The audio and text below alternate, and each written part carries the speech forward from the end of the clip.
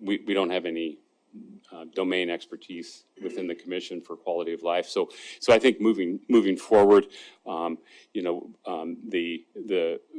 there's really, it looks like there's 6 commissions that are aligned with these quality of life metrics. I think that those need to be combined to be able to, focus and integrate some of their activities under this kind of LEEDS umbrella. So in terms of, moving forward, we talk a lot about framework. What does that mean? Lead for Cities framework. And this kind of just talks about it. Here are the key areas on this left column here, okay? And what this does is that the city has a CIP. Many of the CIP programs fall within the Lead for Cities framework. The city council has a strategic plan for crime, for example. That fits directly into quality of life. So it kind of aligns. So the ECC is also working on programs to drive sustainability. That fits into this overall matrix. So that's what we mean when we say it's a framework, and all the activities that we're actually, whether it's the city, whether it's our commission, or even other community commissions, are driving towards these same goals. That's what we're talking about in terms of the framework. We think this is a long-term process and will be continuous. Next slide. Okay. So in terms of that, I think that, from an action perspective, we're updating the city council. We want to continue to publicize Lead for Gold, integrate it into some of the stakeholders, and as a minimum, we're recommending to the city and to the city council that we renew the term, or however you do that in the city, because this is an ongoing effort. And then what we're also doing is oh, sorry, we need to, blew up the computer. That is a perfect close right there. Yeah. Thank you. If you, I don't know if you really were at the end there, Glenn. I was. Okay, well, good. Perfect timing. Thank you. Excellent presentation. Any questions? We know that you've got some great expertise on the whole commission, and thank to all members of the commission who contributed to this presentation and to the LEAD effort. Glenn, would you just tell us a little bit, this isn't your first rodeo. I think you've got some background when it comes to engineering and some of these issues. Just tell us a little bit about yourself briefly.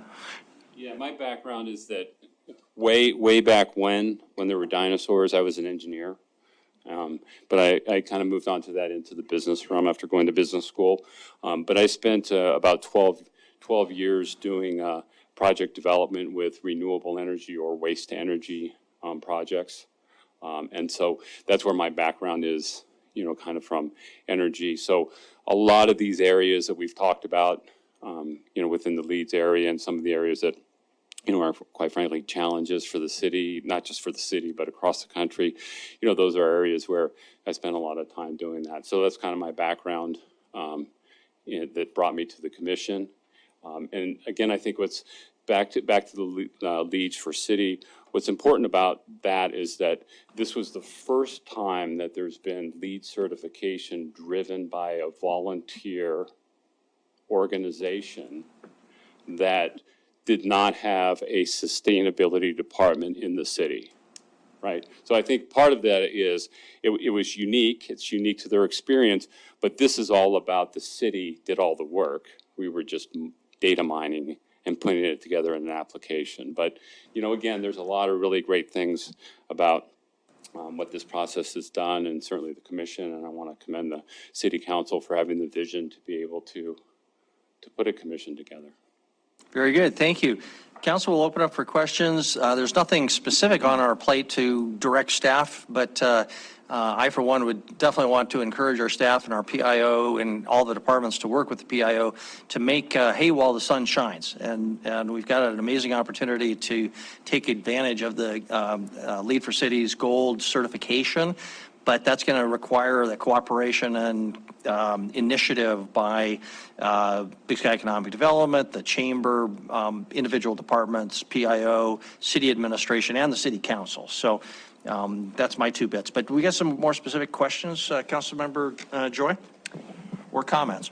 Thank you, Mayor and Council, and I really do commend you. I couldn't imagine that when you started this process that the city of Billings would be the only city that would have a volunteer group of people putting this together when a lot of cities have sustainability capacity, I guess, within their staff or administration to do that. It's very commendable.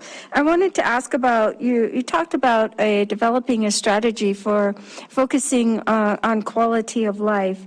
And in terms of the ECC becoming a standing committee or us extending that, are you thinking about adding a person or a qualification for the ECC to have something that may be a quality of life area to bring that in? That might mean that we'd have to maybe do a little tweaking to our ordinance, or I don't know if it was resolution or ordinance, tweaking in order to have that type of qualification that you would want for that person to bring to quality of life? Thank you. Yeah, I think that the reason why the ECC has been able to do some of the things that it's done, and certainly with the LEED certification, is that it was structured from the very beginning to have subject matter experts in the area of energy and conservation. So really, it became then a project management exercise. Okay, so speaking about the issue of quality life, just following that theme, is that we don't have any quality life experts on our commission. So that was kind of a challenge when we were putting it together. Jennifer was doing it, but she went on to bigger and better things. Which is different. But we've actually discussed it at the commission, and the range of options that we've discussed have ranged from bring in a subject matter expert to liaise with all of these other commissions and with the city relative to these quality of life issues.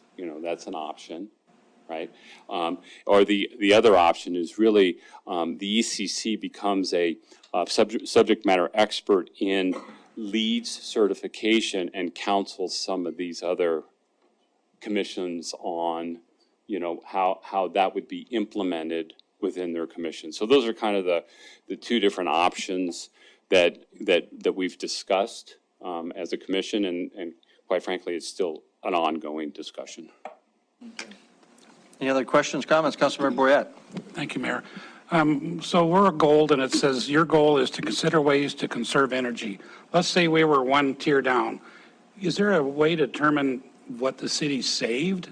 Is there any quantitative way to say, well, Jesus, city saved $10,000 by doing this, or $20,000 by doing that, so that the public would say, wow, that was really worth it? Well, it's interesting because there was a predecessor commission. There was Energy and Conservation Commission 1, okay, which was 2008, I think, through 2000. It was quite a while ago. What was very interesting is that that particular commission received a $200,000 grant, okay, to do an energy efficiency study. This is during the era of 2008, 2009. And big, $200,000 study that was paid for with the federal grant, was a big document of all of these areas that were recommended. What was very interesting is we went back and looked at that, right? Because we wanted to understand what work had been done, particularly around sustainability. And what was very interesting is almost to a project, I can't say 100% of it, but projects that had payback less than 10 years were all implemented over the next 5 to 7 years. And that was the genesis of the energy efficiency programs that you're seeing now that are saving the city, $800,000, $900,000 a year. So, the answer is, when we've engaged with the city relative to reviewing some of the projects, the city is very cognizant about what the return on investment is going to be from an economic perspective, because that's been woven into the fabric of, the city's culture, right? So Did that answer your question? No? Is there a way for me to tell a constituent, by becoming a gold, we've saved the city X amount of dollars versus a silver or? No, you can't. You can't. What you can tell them is that lead for gold, okay, is, properly integrated into our stakeholders, will drive grants into the city, okay? It'll drive businesses into the community, because businesses and jobs are using LEED certification and sustainability as a key decision-making component on where they locate their business, and consumers are buying based upon sustainability. So that integrates to our businesses within the community and the Chamber of Commerce. So the answer is, the company has saved, or excuse me, the city saved a bunch of money with sustainability thus far, but the real value for LEED for Cities is the stakeholders driving it and driving this city forward. So Glenn, just to clarify, we may not be able to say being gold LEED certified has saved us X, but we can say that because we had savings of X, we became gold LEED certified. And it's literally a gold star. And that number of savings, we've heard a couple different numbers. There's the $800,000 number and the $200,000 number. Can you distinguish between those two? If you look at, And that's just on the electrical component. yeah, that's just on the electrical component. The cumulative, the annual savings is in that $850,000 a year range annually within the city. The extra, the 2 to 250 is what the incremental savings from 2019 through 2022. Okay. 800,000 if you go back to roughly 2008. That was the 100 if you go genesis back of the effort. 3 years or so. Yep. Okay. Yep. Thank you. Other, Councilmember Neese, Councilmember Purington? Thank you, Mayor. Yeah, thank you for the information. I think this is really interesting that the city is a lead. But I think what it shows is when we were talking about creating this commission is we think that our departments do a really good job in making sure they try to find ways to conserve and keep the costs down, and while still providing good services to the city. And I think this commission is just kind of showing that that's what the city's been doing. With this commission never existed or LEED Gold ever came to us, the staff continues to do what they do it well, in my opinion. So thank you for pointing that out. And I think we've always said that I think more of this needs to be publicized. I like the idea that not just the LEED Gold, but more about things about how they're saving $800,000 in cost because of what the departments are doing. I think that helps a lot. I'll go back to what Councilmember Boyette said, and it says in the memo here that the purpose was for considering ways to conserve energy, water, and reduce waste and pollution, and really towards the city operations. It concerns me that when I see some of this, yes, maybe you would continue on, but I don't want to see the commission chasing a LEED status. The commission is not there to chase the LEED status. I think the LEED status is there because they recognized it and it can be there, but I don't want the LEED status driving this commission. I mean, the commission purpose is really to look for those ways. And that what I don't see in the report here, what I'd like to have heard is ways where we could be reducing costs further. I mean, that was one of the reasons why, and I was pretty adamant about making sure experts were on this, that they had to have experts on the board, is what additional things can the city do to really drive those costs down? And so that's something I would like to see. It's great that we're LEED status, but that's not what, and yes, you had to fill out the paperwork to get that star, but I think that we need to really focus on really what the commission needs to do, bring back to the council, bring back to staff, different projects, different ways that they can reduce some costs. So I'm hoping that the commission will kind of drive that portion of the purpose a little bit further. Absolutely agree with you along, because one of the things it's exciting about, the leads, but that's the important thing is that the lead for cities and the gold is important, but what's really gotten Billings here is the ability to do that while saving costs.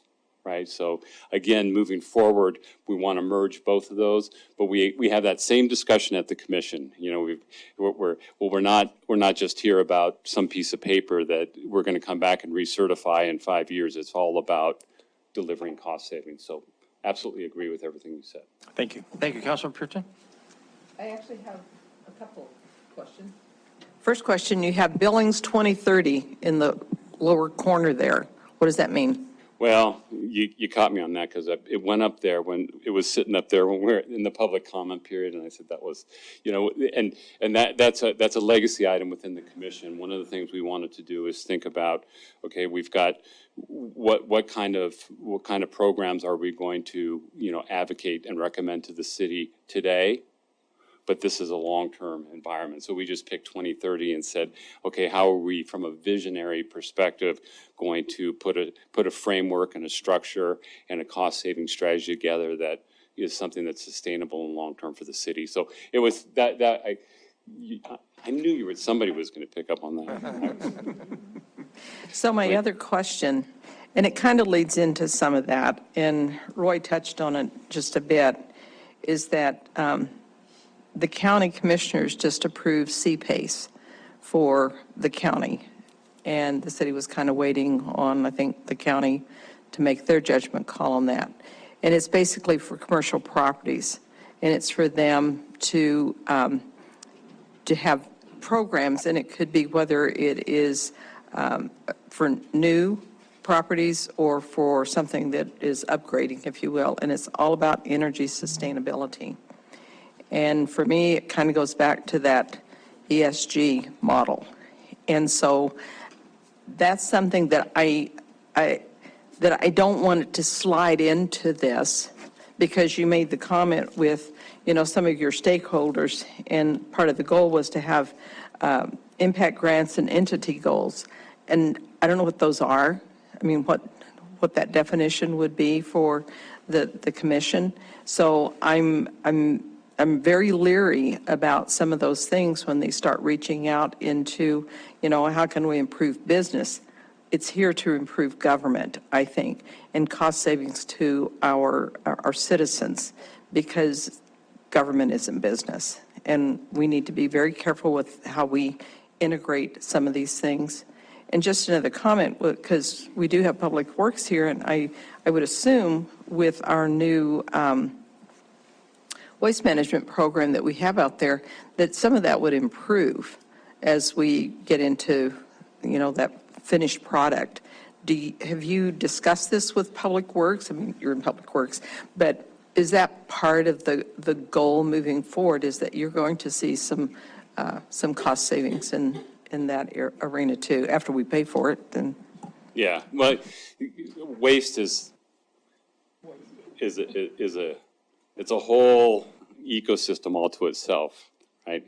And so, but what you know, and I alluded to a little bit earlier, is that what we've done is that, you know, and what we did for the lead application, so we've continued with that structure, is that we have our subject matter experts who are all kind of in different areas.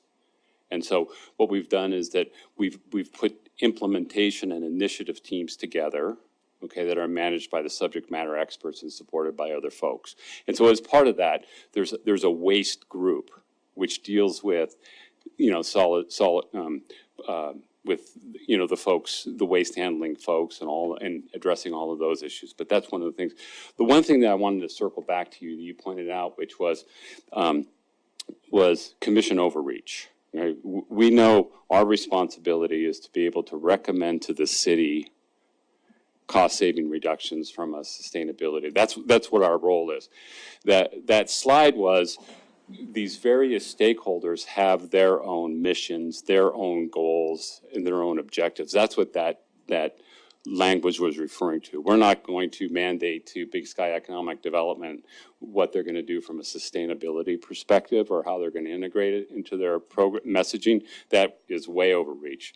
We know what our mission is and what our charter is, and that particular sentence was related to them, those entities in the city defining their own grant strategy and their own messaging of that. Okay, Councilor Trickey, Councilor Owen, Councilmember Gillick. Mr. Mayor, I'd like to make a motion to direct staff to renew the ECC term. Do we want to do it now or wait a little bit? Well, we will have to have public comment at some point, but I don't know that there's any proposal before us. It would be not to actually do it, but prepare some paperwork or something along those lines, move in a planning direction for that. I don't know that there's anything inappropriate for that, but council, is there a second? Councilmember Shaw makes the second. That's, Councilmember Tree, can you speak a little bit more of what you're contemplating? It's right up there on the screen. They're asking, one of the next steps that they're asking us to do is to extend the term that they have, which otherwise would expire in June, I believe, right? So, so we need to pass a resolution, I believe, changing the term for whatever, they're adding another 4 years to the term. June of 2023 is when That's correct. your sentence is, expires, okay? Yeah.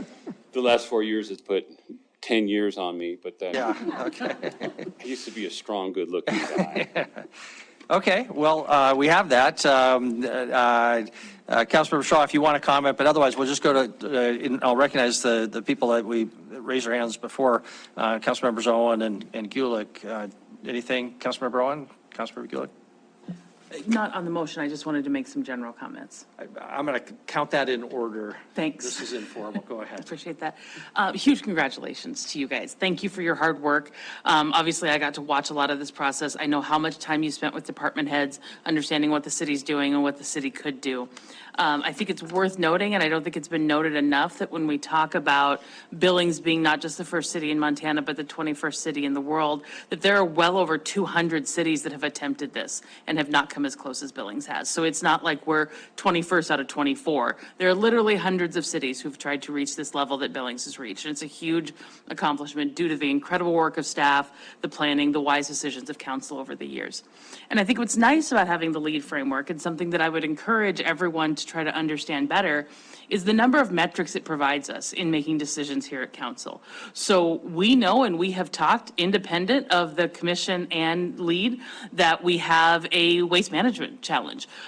Debbie has been up here saying that the city is going to need a fats, oil, and grease, a FOG strategy. We know we have landfill cell expansion coming up, and we'd like to delay that as long as possible. These are things we're really talking about, and what LEAD for Cities gives us are some metrics, so that when we're presented with a project that achieves X percentage, we could look at this and say, gosh, the benchmark for excellence is this percentage. Why are we not shooting at that target? Same is true for water.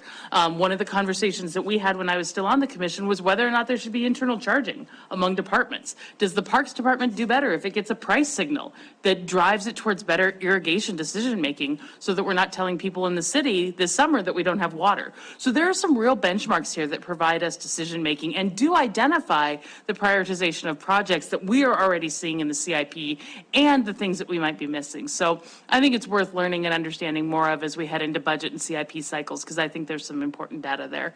And I hope we can get that path to platinum soon. Thank you.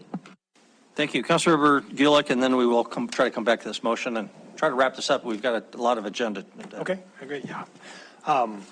Yeah, thank you, ECC. I've been very pleased that you chose a framework to measure how we're doing. Again, you can't manage what you don't measure, and so having this kind of common framework that is recognized across the country was brilliant. And my business is struggling to hire people right now. We want the best and the brightest, and it's a very, very competitive environment out there right now. And having our city, our community have a LEED for Gold status has given us an edge that we've just never had in the past. And it's going to make life a lot easier for people hiring in our community. And so I'm really pleased about that. And I think my other comment was just going to be to make a motion that Councilmember Shrieker already made. So thank you.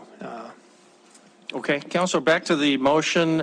My interpretation, correct me if I'm wrong, movement and second is that the motion is to direct staff to do something to move this forward, come up with their recommendation for either renewal. There was also discussion about turning it into a standing commission as well that would not have a term of expiration. I don't think we want to get into that one too deep, but that's something that staff in a report could give options for, look into it. But that's my interpretation. It's purposely a bit vague, a bit gauzy, but just do something, in that direction. Come back and tell us. Tell us what we need to do. Tell us what we need to do or what our options are. That's my interpretation. Okay, further discussion on the motion before we proceed to a vote on it. Don't see it, so okay, we'll go ahead and vote. If the motion is clear, all in favor of the motion, please say aye. Aye. Aye. If opposed, say nay. Nay. Motion passed with the exception of Councilmember Neese, who voted in opposition. So we'll move ahead with that. I think that's the end of this discussion. Thank you to the commission, all of its members, to Glenn. Job well done. Thank you for your time. Thank you. Oh, I apologize. Absolutely. Yeah, we do want to have an opportunity for public comment on this item before we conclude it. Would anybody like to comment on this discussion and topic item number 1, the Energy and Conservation Commission? Any public comment? So Mayor, we do have somebody online, so give me just 1 second. Okay, great. If you're online, please be patient with us. We're going to get you teed up here. You should be teed up, I'll see. And if our, okay, John Halverson, we've got you up. Go ahead if you can. Great. Thank you, Mr. Mayor, members of council. Great discussion. Really happy to see this work being done. My comment is that there seems to be a lot of echo on, it looks like everybody's, it sounds like rather, everybody's mic except for the presenter's podium. So it's actually pretty hard to understand everyone right now. So just kind of a technical comment there. It's something that seems to be off with the audio. Thank you. Very valuable. We appreciate, we don't know that if nobody tells us. So much appreciated. Very good. Any other public comment? Seeing none, we'll close public comment, close item number 1, and move on to item number 2, Grand Avenue System Change Request to put Grand Avenue, that portion of it, on the urban highway system. Scott Walker will be our presenter, and sort of for the record, our city administrator, Chris Kukulski, is now with us.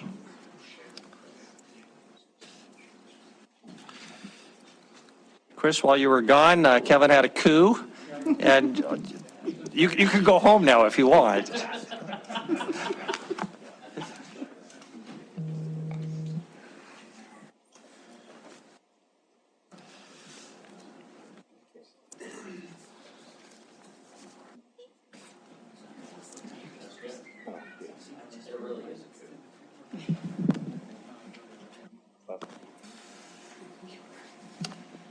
Sorry I was late, Mayor. I just wanted to make sure that Bozeman knew that we are lead gold. Yes. We ready? We are. Scott, go ahead. Thank you. Thank you, Mayor and Council. What we have before you today is And I apologize. Do we know what the source of the echo that John Halverson mentioned, and has that been addressed? So I talked to the clerks this evening, and they said they did switch audio system on here, so I can try switching it back to see if that does clear up. And if not, then I'll have to switch back. We've been having some technical issues in the room here. Maybe John could text with you, and so if anybody's got John's cell phone, give it to Kevin, and then maybe we can establish some connection there. And John, please feel free to keep us posted. Okay, thank you. Go ahead, Scott Walker, our transportation planner. Thank you, Mayor and Council. Again, we have, basically, we just have a letter in front of you guys tonight for a system review of Grand Avenue and 62nd Street West here in Billings. Basically, this is a graphic of the location. It's actually on Grand Avenue from about 41st Street to 62nd, and then 62nd north to what will be the new roundabout there at Rimrock and kind of the Moat Road there. The reason for this ask, and we're actually asking MDT for a review. The reason for that is obviously a lot of residential and commercial growth in the area. What comes with that is increased traffic and accidents. We've got 3 schools along the corridor there, and currently there is virtually no infrastructure along both segments of that roadway. The updated review will allow our community to explore a variety of funding options to address these issues. So the first step in all this is this letter that will be signed by our PCC. It was originated at our Technical Advisory Committee, and it's going through our transportation process now, transportation planning process, which you guys are certainly a part. The mayor will bring your recommendation to PCC in a couple weeks, I believe, 21st of February. And that's basically it. This is something that from time to time we have to do to make sure our system meets all the requirements that spending federal money requires. So that's it in a nutshell. Thank you. Questions for Scott? Councilmember Joy, Councilmember Gillett? Thank you, Mayor and Council. Mr. Walker, how do you I know that you're going through a process of review, and I'm sure you're not anywhere close to a final decision or something, but what are you really looking for in terms of how this could be safer? We know the other older part of Grand Avenue, you know, you walk down there, the snow splashes on you, you've got cars going 40 right behind your head, you know, that feeling where pedestrians really don't feel that safe. So what is it that we think we could do for this newer part of Grand Avenue that would make it safer and more friendly? Thank you. Yeah, down the road, I think literally, we would be looking at building this section to what our urban standards would be. So widening the street where necessary, curb, gutter, sidewalk on one side, bike path on the other side. You know, those kinds of infrastructure improvements that we basically have, well, I guess just east of this would be, you know, continue to, and actually, hopefully, I think improved upon a little bit as we got out to 62nd and then north on 62nd. Thank you. Councilmember Gillett, Councilmember Ripsis? Yes, Scott, does this, is this putting this into like the MDT route? Like we have MDT routes in town for 6th and 4th. Yeah, the first step in this is for MDT to do a review. We're relatively sure they're going to see the same things we're seeing. Basically, our urban section of Shiloh Road, or urban section of Grand Avenue, ends right there at 41st Street. So eventually, a project like you see on depicted here on Grand out to 62nd, eventually could be the ask here once the review is complete. Great, thank you. Councilor Ripsis, Councilor Neese? Thank you, Mayor. Scott, so I'm still confused about what we're actually going to get out of this. Does this mean that Grand and 62nd will be basically under our control so that we can go ahead and do these? No. Or are we going to still have to, you know, kind of negotiate with the county to get something like this done? No, actually this, to answer your last question first, no, this actually will make, if this actually, let's say Grand Avenue actually does become a project after this review, then by using our urban funds that we have, there will be no issue with governmental lines here. This will all be a federal aid project. So the city or the county won't be responsible for any of the improvements along Grand Avenue when all this is done. I'm sorry, will not be, so the state will be. Correct. This Okay. becomes an urban project and, well, potentially it becomes an urban project. I don't want to get too far ahead of ourselves here because they're just asking for a review. This letter is just asking for a review, but if the review comes back positive, then we can forward a project on Grand to look at all the improvements that need to be made. Councilor Repsis? So does that put us into like a Montana Avenue, 4th, 6th type situation where we can't control No. our own destiny here anymore? No, not at all. All this letter is doing tonight is reviewing our system, period. There may be a project that follows that we'll talk to you about probably in the very near future on Grand Avenue. But we need the state to review this section that we're talking about, so eventually we can take another step to an actual project. Councilor Neese? I'm going to follow up a little bit on what Tom was asking because whether it's approved now or 10 years or 20 years from now, this Grand Avenue we're talking about will be state controlled or not? No, this will be part of our urban system. In our transportation plan, we have a functional classification that we look at.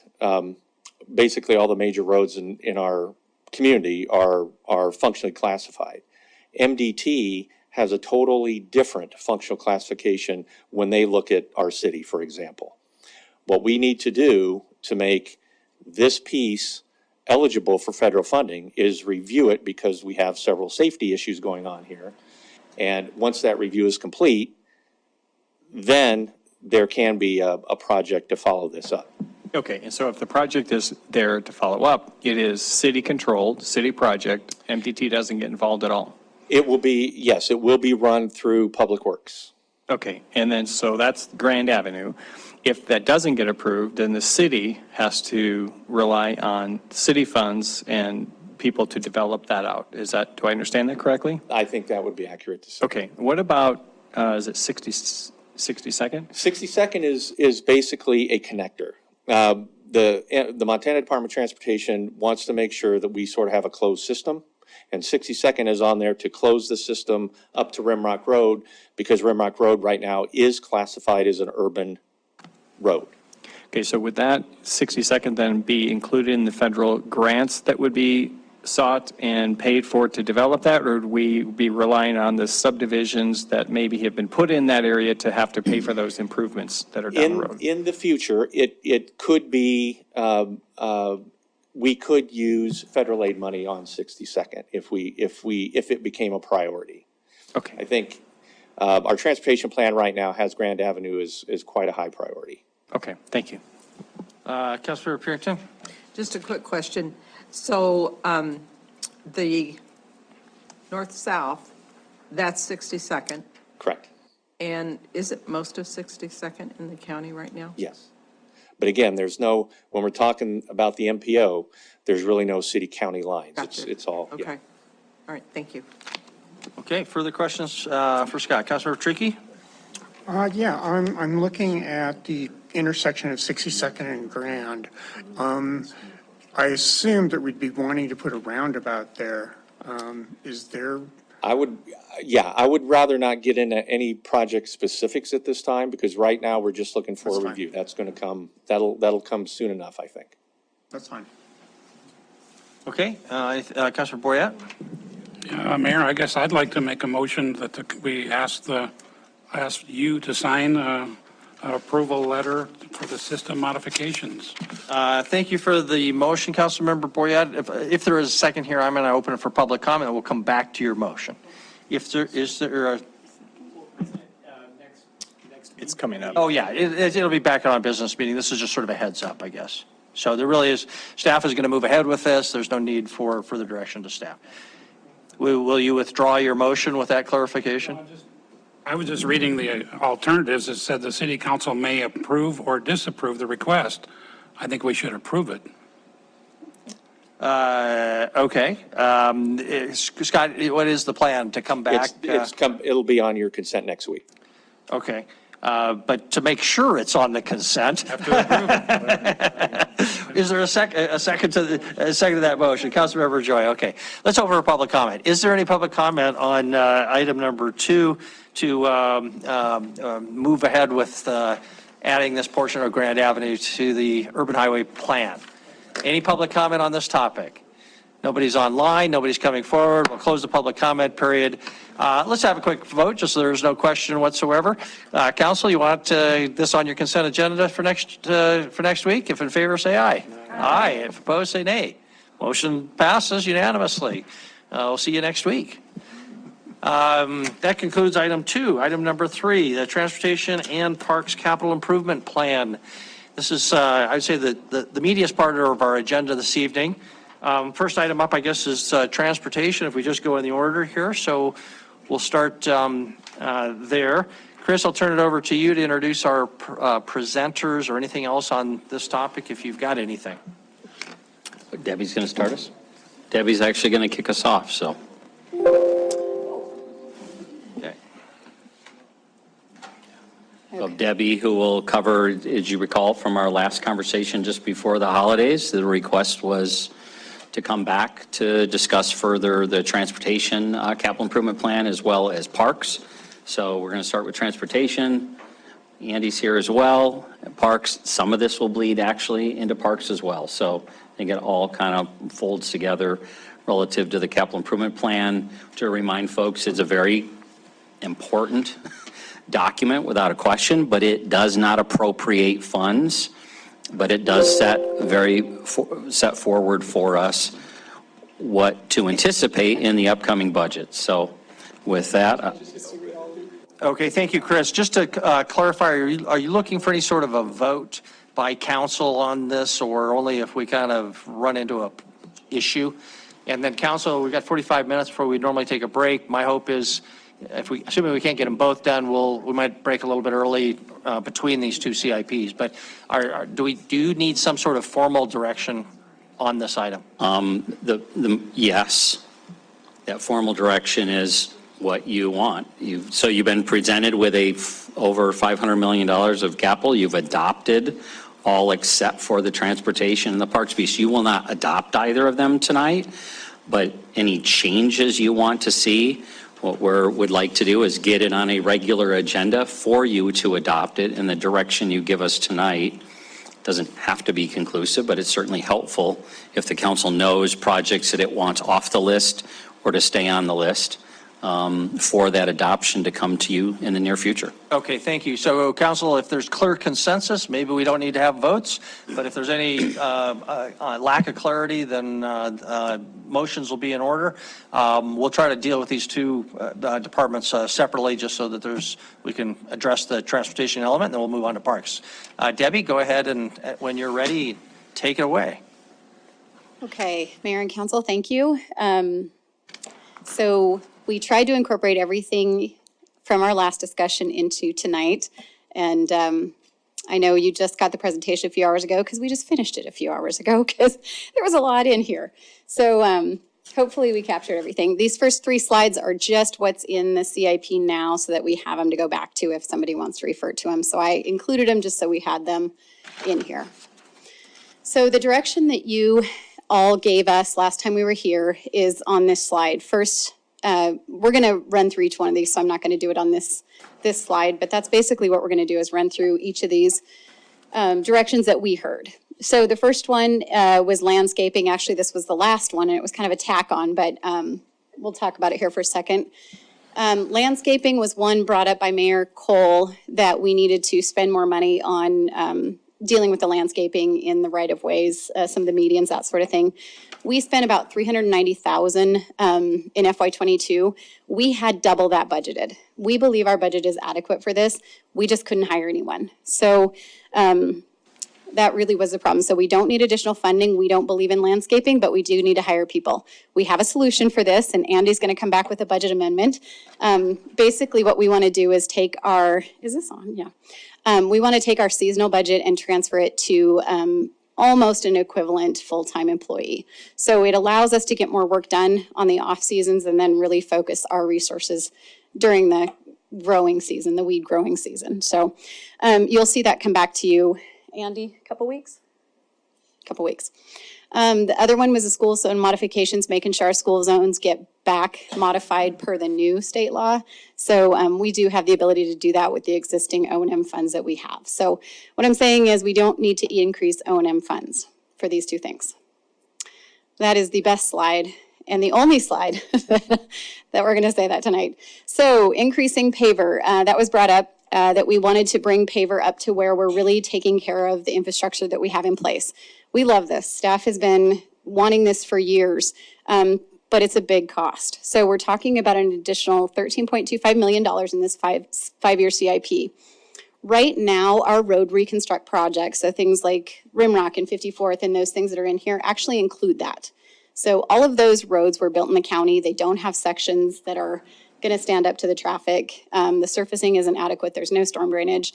So we do account for some of that paver in those projects. So when we say we need additional $4 million, that's actually less the paver reconstructs. So it's not quite $4 million that we would have to increase. And we do recommend increasing that slowly over 5 years, just so we don't price our contractors out of the market.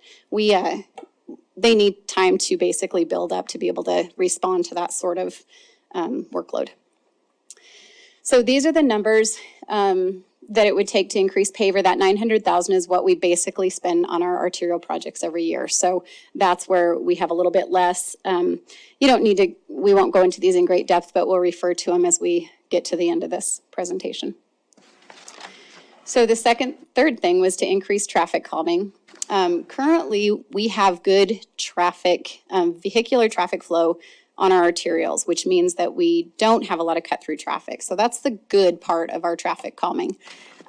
We do need to develop a program. So we look at what the prioritization projects, or how we prioritize the funds, how we deal with matching, the type of appropriate traffic calming in the appropriate locations, all that kind of thing. So we need to develop a program. Ultimately, we think we'd like to get to about $250,000 over the 5-year CIP. So $50,000 the first year, $100,000, $150,000, $200,000, $250,000. With $250,000, you can do a lot of traffic calming. So depending on where that program goes, I'd like to start there and then modify that as we start implementing this. We just don't know yet where this is going to go. So when we get our program done and we start looking at really what we can do, we'll come back with better recommendations on that. But for now, that's what our recommendation would be. Safe Routes to School implementation. This slide basically just summarizes what the Safe Routes to School says. And at the bottom, it's the real numbers there. So there's about $4 million in sidewalk projects and about $4 to $5 million in non-sidewalk Safe Routes to School projects. So those are the numbers we're trying to hit if we want to do Safe Routes to School implementation quickly. So to accelerate that with sidewalks, right now our sidewalk program looks at safe routes to schools and non-safe routes. What we can do is focus our next few years on the ones that are safe routes to school. So instead of increasing that $1 million that we currently spend, I would suggest that we focus our attention on safe routes to school instead of some of the other ones that we do.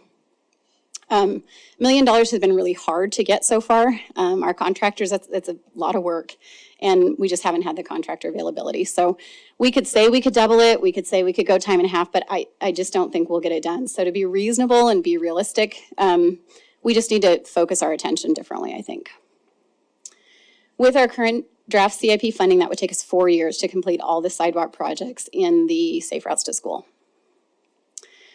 The sidewalk program, as of now, this is just to show you what we're doing with our sidewalk program, with the sidewalk and trail that's added under our large RTO project every year with our SIDs, street reconstructs, all of that. We do about 23.5 miles of sidewalk in 5 years, and that's what we've got projected here. So it's not a small number that we're currently doing. It's a pretty good number.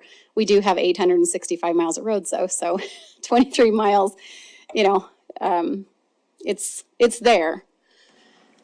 So the other thing we talked about was modifying our CIP prioritization tool. A couple things I want to note is this tool is imperative. There's no way one person can really look at these projects and understand the regulatory issues, the development issues, the maintenance, the infill, all those things. To put that all together and be able to balance all of them, there's just too many criteria and too many projects now, and too many different things that are pulling. We have different priorities that are pulling at everything. So we did we do think this tool is going to be great. We do think it's important that we use it. We modified it to look at how infill can be captured on this. We do think we can do that. We added the PCI, which is an important part. That's the pavement condition inventory, and it tells us how good our roads are. So that means if a road is really starting to fail, we can get it pushed up. Then the numbers will cause it to go up. And then we looked at adding the multimodal to try to get that higher. So we did change the CIP prioritization. I'm not going to spend a lot of time on this other than to let you know we've changed it. We feel like the way that it resulted in the projects this time feels good. Maybe not perfect, but it feels good, like we're getting to where we want to be. So, so those were the main things that you've asked us to look at. The other thing you wanted us to do was look closer at this downtown project. So what I did was separate it as to what the scope of the downtown project is for city funded and for TIF funded. The city funding portion, it's about half and half. Of that 7.4 million, it's running really close to half and half. The city portion of that is very much the pavement maintenance. So chip sealing it, leveling, new storm inlets, striping, signing, all that sort of thing we normally do. And then the second part of it is the $3.8 million, and that is looking at new parking, signal modifications primarily at Division. So all those streets end at Division right now, and those are big projects. So that is the bulk of this project, is at Division with those two-way conversions. And then just each street has a two-way conversion. So that's how it breaks down. Happy to go into that any further, but and we will try to be better about how we define that and describe it in our CIP. So this is how we are looking at implementing this in the CIP that we'll get to at the end of this, is increasing paver by 9.38 million over the 5 years, adding the traffic calming, increasing safe routes for the non-sidewalk safe routes. What we talked about was a 5-year implementation. That's something we can discuss how fast we want to get that implemented. We'll modify the downtown project and update the prioritization tool. So this is how we are implementing the requests that we got. Now I need to tell you what happens when we do that. So the financial impact of that is that we have to reduce $13.58 million somewhere in the existing CIP. If we take 36th out, because that's on the far edge of our CIP and it rated the lowest, if we take that out, that's $3 million. So without rate increases, we still need to find another $10.58 million, which is all of these other projects that are in there. So I want to talk a little bit about our transportation system and why these projects are in there, just so that when we discuss whether to take them out or how to take them out, we're all talking about the same thing. So this is just a quick visual of what we've done for the last 15 to 20 years, focusing on arterials. And the reason that I put this, it's city funding, TIF funding, and MDT funding.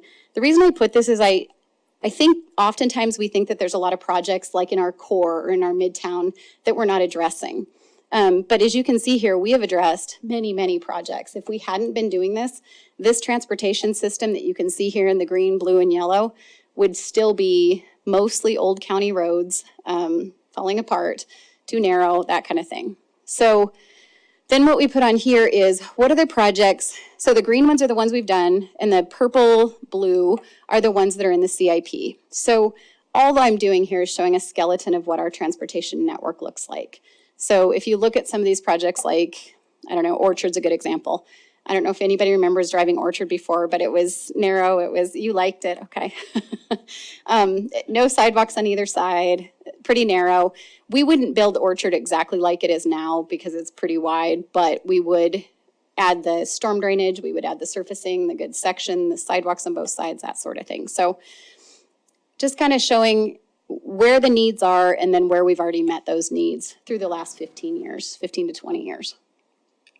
If we don't focus on some of these arterials, I know that we've talked about this, Scott Aspenliner came up and talked about this a little bit.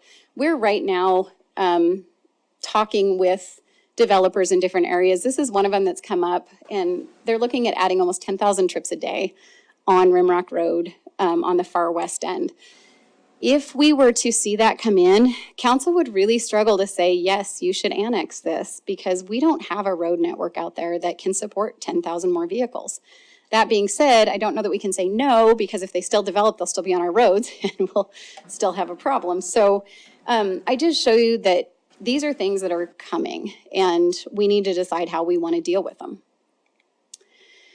And then when we talk about reducing road projects, this is a slide that was a little bit surprising to me how this fell out, but when we talk about roads like, I'll use the first one there, Rimrock, Clearview to 54th.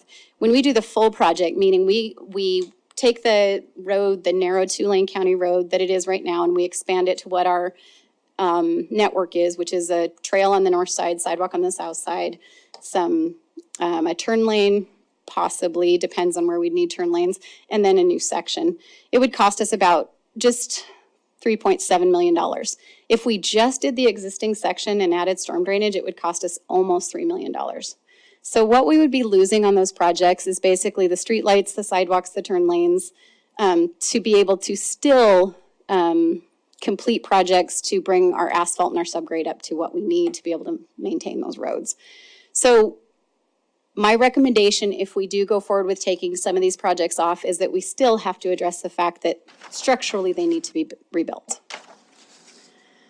So this is really small. We'll just have to look at the red for the most part. Without rate increases, this is what would happen.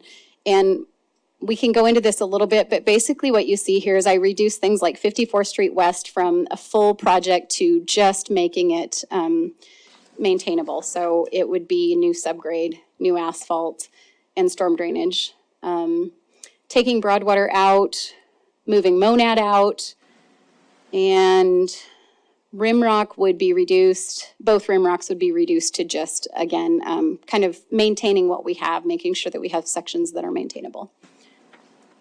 So if we did rate increases, and I'll get to what those mean on the next slide here, we wouldn't have to do any of that. We would move 36th out, but we would be able to fund, we can show you what it'll take to fund all of this.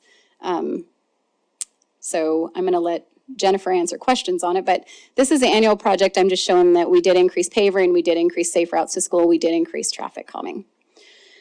So Jennifer ran some numbers over the last week or so to show what we would have to do to capture that $13.58 million. These are the kind of rates that would have to be added to what we currently have to be able to do everything we want to do. Everything I showed you here, this is what it would cost. I want to bring up other transportation funding, or at least give you a good picture of our transportation funding. We have our street maintenance and gas tax that you've seen. It's about $6.2 million a year. We do have another just under $5 million that we use for annual projects. So things like pedestrian crossings, the ADA, the sidewalks, paver, all those annual projects are in that $4.9 million. Sidewalk, curb, SID, all those things have uses. You know, the cost comes with the use, so they're not money that we can just reallocate. We have urban funds that we see about $2.5 million annually. That is what is related to that Grand Avenue that Scott was just talking about. If Grand Avenue becomes an urban road, an urban corridor in the state system, urban funds can be used on that project.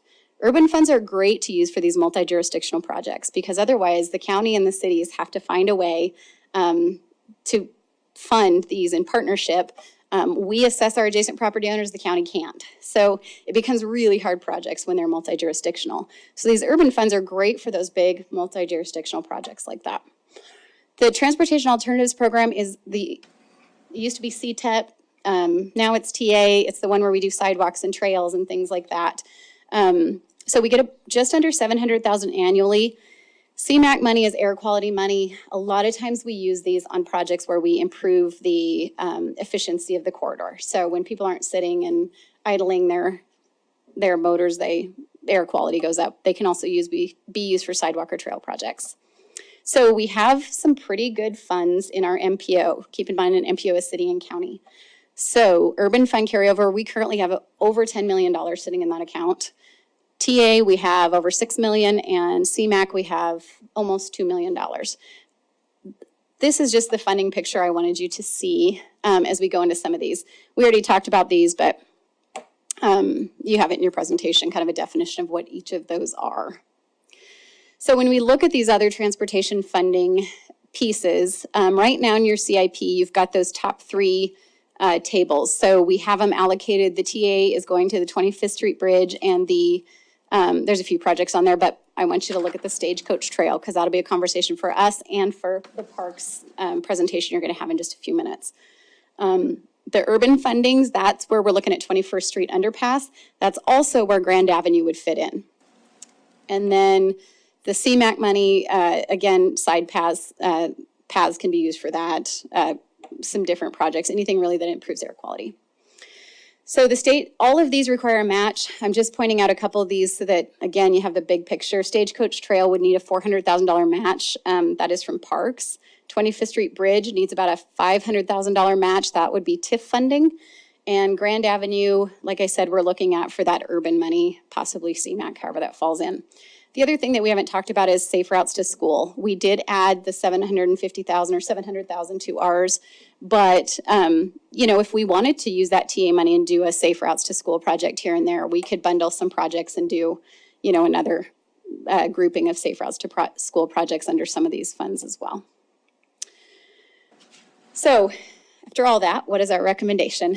Our recommendation is to increase funding at some level. That doesn't mean it has to be all or none. We're just saying we don't necessarily, we think everything being added is really important, but we're not sure that everything being taken off is less important to address. So we want to make sure that there's opportunity to maybe talk about increasing funding to really decide what our priorities are and get those done. We think we need to expand these programs, the Safe Route School, the traffic calming, and the paver, again, at some level, whatever that balance is between funding and those projects. We need to continue to address our arterial corridors. It's important for development, it's important for safety, that kind of thing that we've talked about. As of now, we're talking about using CMAQ money for Grand Avenue or for the 27th side path. I didn't get that in there in time. TA, we're looking at using TA for Stagecoach, 25th, and possibly safe routes. We need to have a discussion on that. That doesn't have to be tonight, but it needs to be soon. When did he say he was coming back?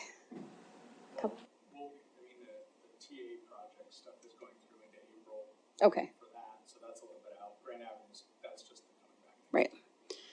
So TA will be probably March, April, according to Wyeth.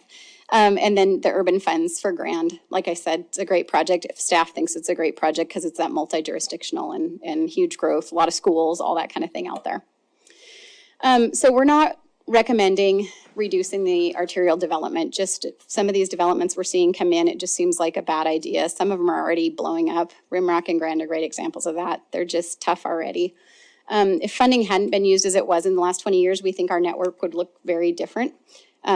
It's where we build about a mile of trail every year, so even that would look very different had we not been doing that for the last 15 to 20 years. We think we should increase the funding or continue to address more uniformly. I would love to say do it all, but reasonably, I think we just need to keep kind of balancing what we're doing.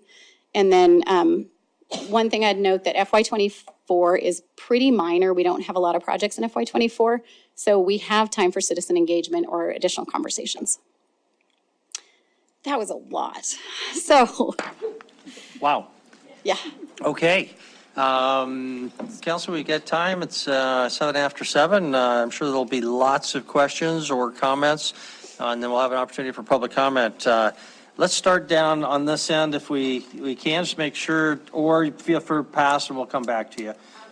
Okay, well, just so we have an order, we make sure everybody has a chance to ask if they are prepared to, or make comments. Councilmember Gulick. Okay, Councilmember. Sure, Councilmember Shaw. Whatever you want. I don't think I have any questions, at this point, I think my general comment is that I agree with the analysis that we don't want to just say, well, let's just do it all and increase rates, significantly over the next 5 years. I like the prioritization that I've seen. Safe routes to school, I think it should be at the top of the list. So I like the idea that we would just focus the sidewalk money on that for now. Those are kind of my general thoughts. Thanks. Thank you, Councilmember Gulick. I think there's some good additions here. I struggle with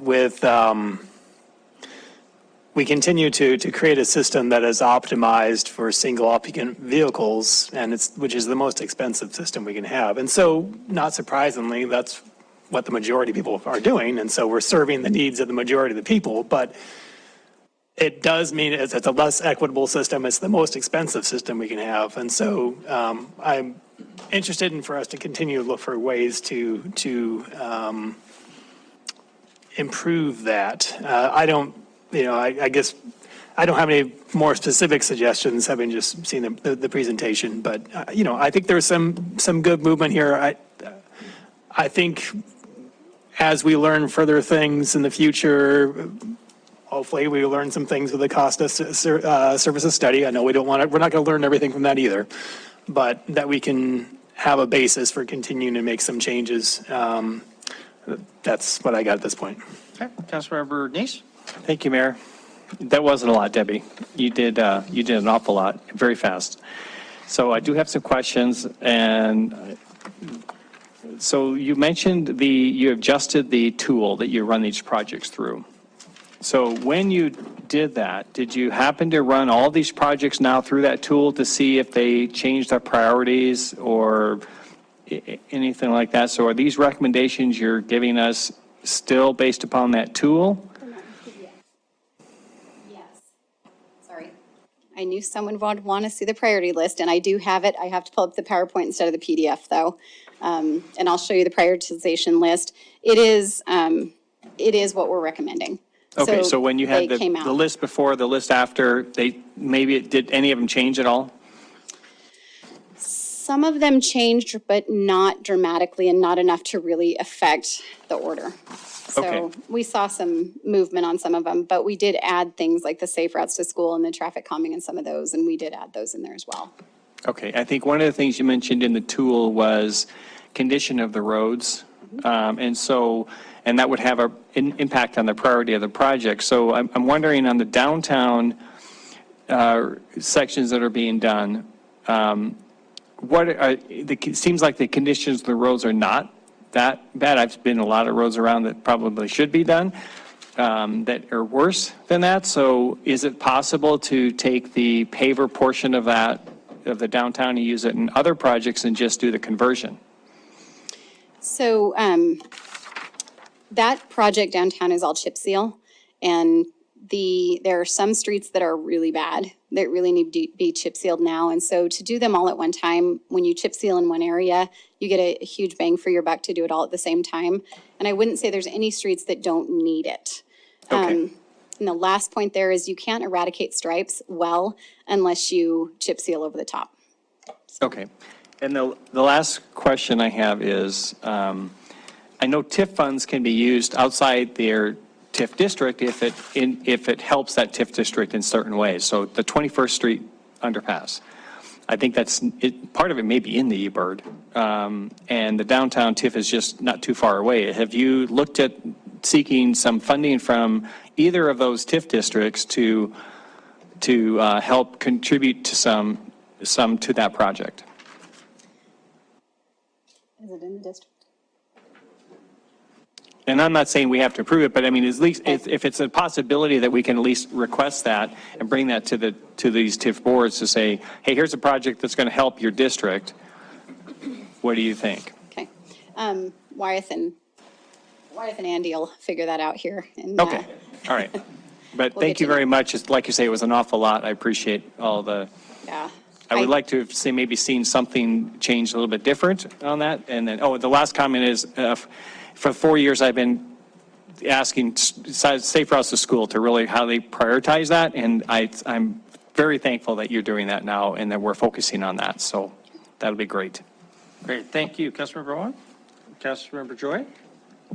Thank you, Mayor and Council. And speaking of this Safe Routes to School, the school board put off for a year kind of changing things up. And so I think that was a question maybe, hasn't been asked before, but maybe mentioned.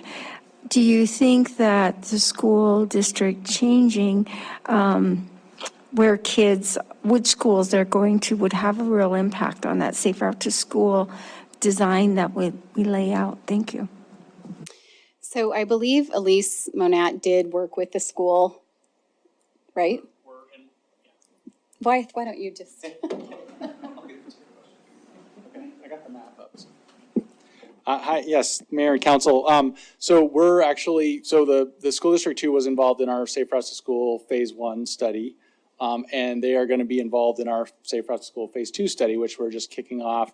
And I've also been in discussion with one of the school board members about the delay of the redistricting, and that we want to have, and we've actually talked to Elise, as Debbie said, Monad, our active transportation planner, reached out to School District 2 administration staff who were involved in our Safe Routes to School 1 and are going to continue about this delay in the redistricting, and that we want to make sure if changes in that don't affect the Safe Routes to School, basically, that we're identifying. So yes, the answer in a long sentence is yes.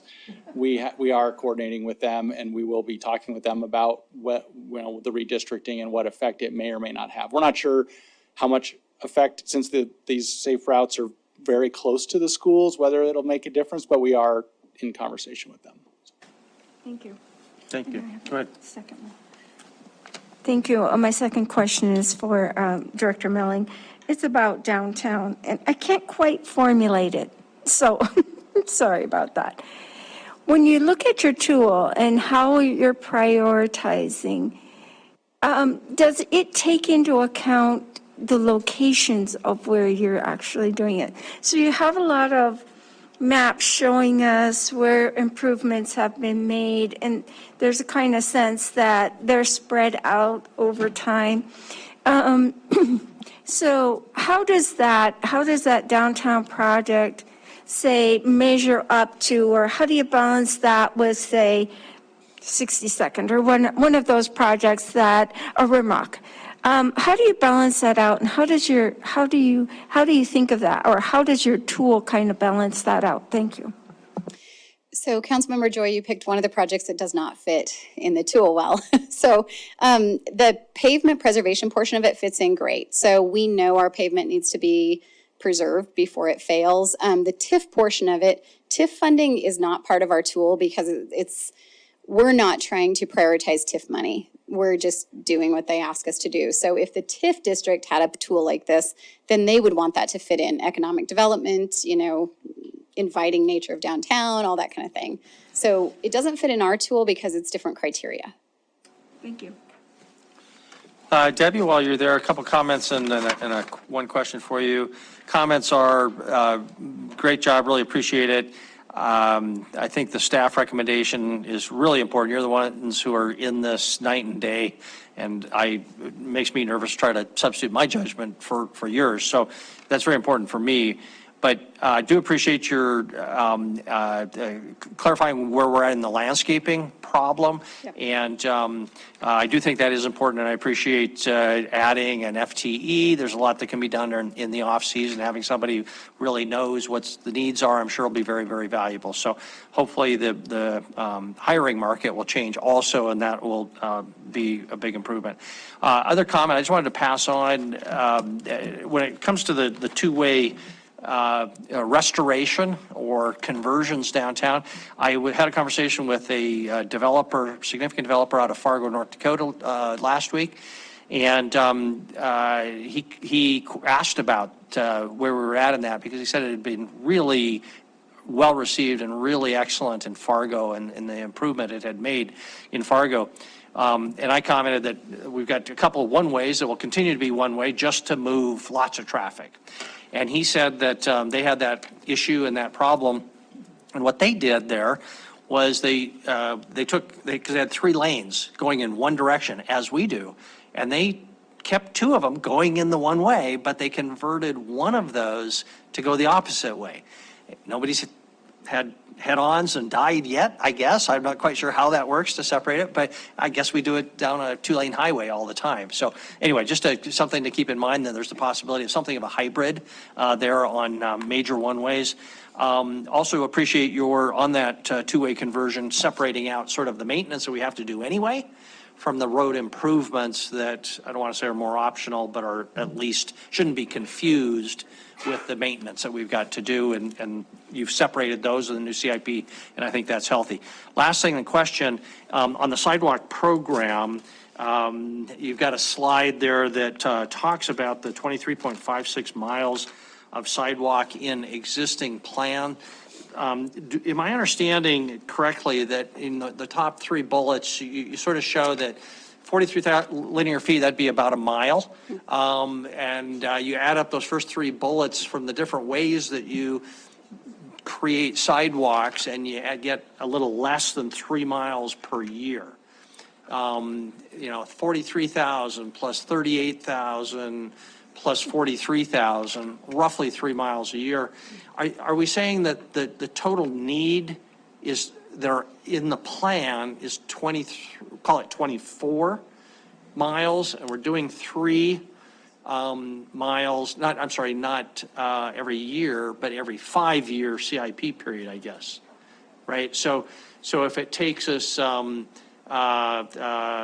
we're doing 3 every 5 years, to get through all of this would be a roughly 40 years. Is that the ballpark? I'm just trying to figure out how far along. So I converted the 43,000 linear feet is about 8 miles. So it's 5,280 feet per mile. So that just over 40,000 gives us about 8 miles. So each of those are really close to 8 miles. Oh. So they're 23.56 is what we get done in 5 years. Okay, so how long is it going to take us to get through the whole This need? is 5 years. So to get through the safe routes to school sidewalk portion will take 4 years. And that's all that we have on our menu? So we would continue the program after that. Each of these programs are, different. I guess they're different in our CIP. One of them is an arterial, one of them is our sidewalk program, and one of them is our SIDs, street reconstructs.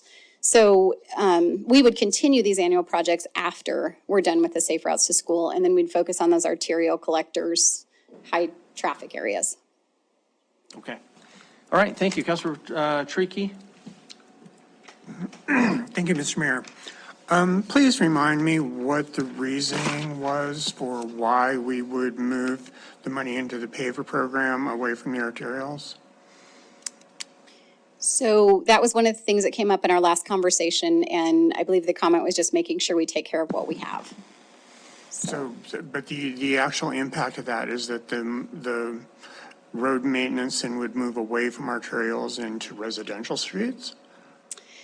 So our paver program splits pretty evenly between our arterials and our residential as far as cost. Obviously, we have a lot more residential streets, but we chip seal them and we crack seal them. We don't overlay them. So the money would shift away, I think, from some of the widening, some of the street lights, some of that sort of improvement versus just the surfacing component.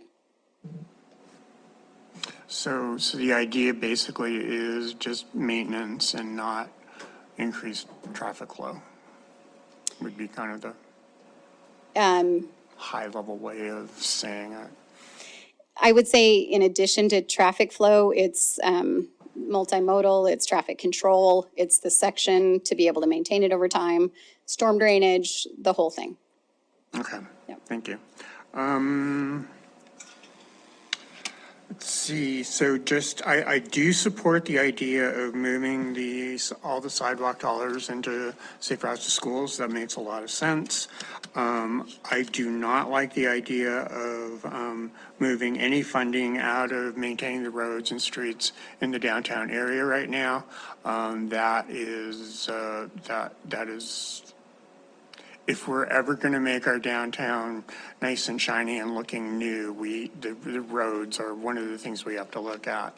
And, so that I really don't support that. And I do not support increasing the fees in order to do any of this. If we have to do one thing or another, and I'm biting my tongue saying this, and Ed Kulik's going to hit me over the head for saying this, but given the situation where the city is at right now, I think we have to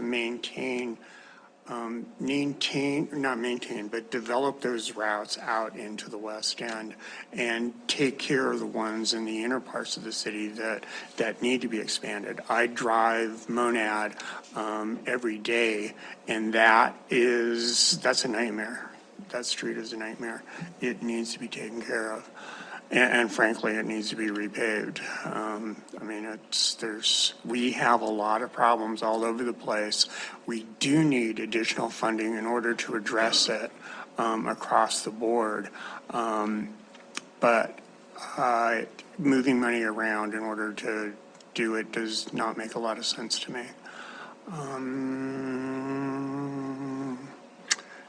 That's what I've got. Thank you.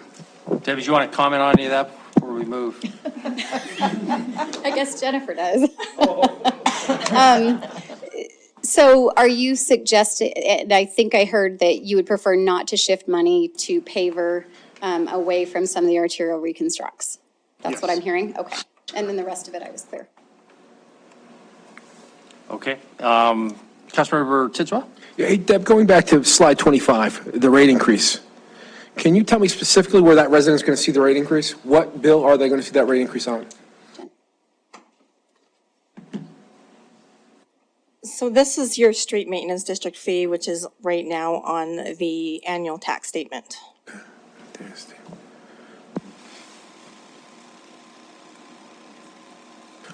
Appreciate you, thank you. Councilor Pennington? One of the questions that I have, Debbie, on your two sheets on staff recommendations, slides 29 and 30. One, you have on there that to continue to address arterial network improvements. And then on 30, you're saying the staff recommends reducing attention to arterial development. So what is the difference in those two recommendations? So the presentation laptop thing is over that, but it says reducing attention to arterial development is not recommended. So I'm saying that we need to continue addressing our arterial network. So it's a double negative or something? Yes. Gotcha. Yeah. And Okay. it's, redacted. So. Gotcha. Okay. So one of the things you said, we have time on some of these things, some of the projects that you're saying we have time. And I'm going to go back to my two-way conversions. I know some people love them. But in talking, and I have been meaning to go downtown and go door to door and ask them how they like it. I've only talked to about 2 or 3. And they're saying, if anything, the traffic sped up. They didn't think it slowed down traffic because that was one of the reasons for having it. Hate back in parking, and that's not me saying that, Mr. Mayor. It's because, in fact, one gal says, I always bump into the signs, your signs that you have there. So I don't know how many signs have needed to be replaced. But I was in one store, and there was a gal that came from out of town, and she said, I refuse to go down those streets. And so she parks on, I don't know, 3rd or whatever, because it's parallel parking. So point is that I'm wondering, and I know DBA was the one, or DBP, one of those, went through and supposedly took a survey, if you will, of the business owners. Another one of those issues was that it also brought in more business traffic.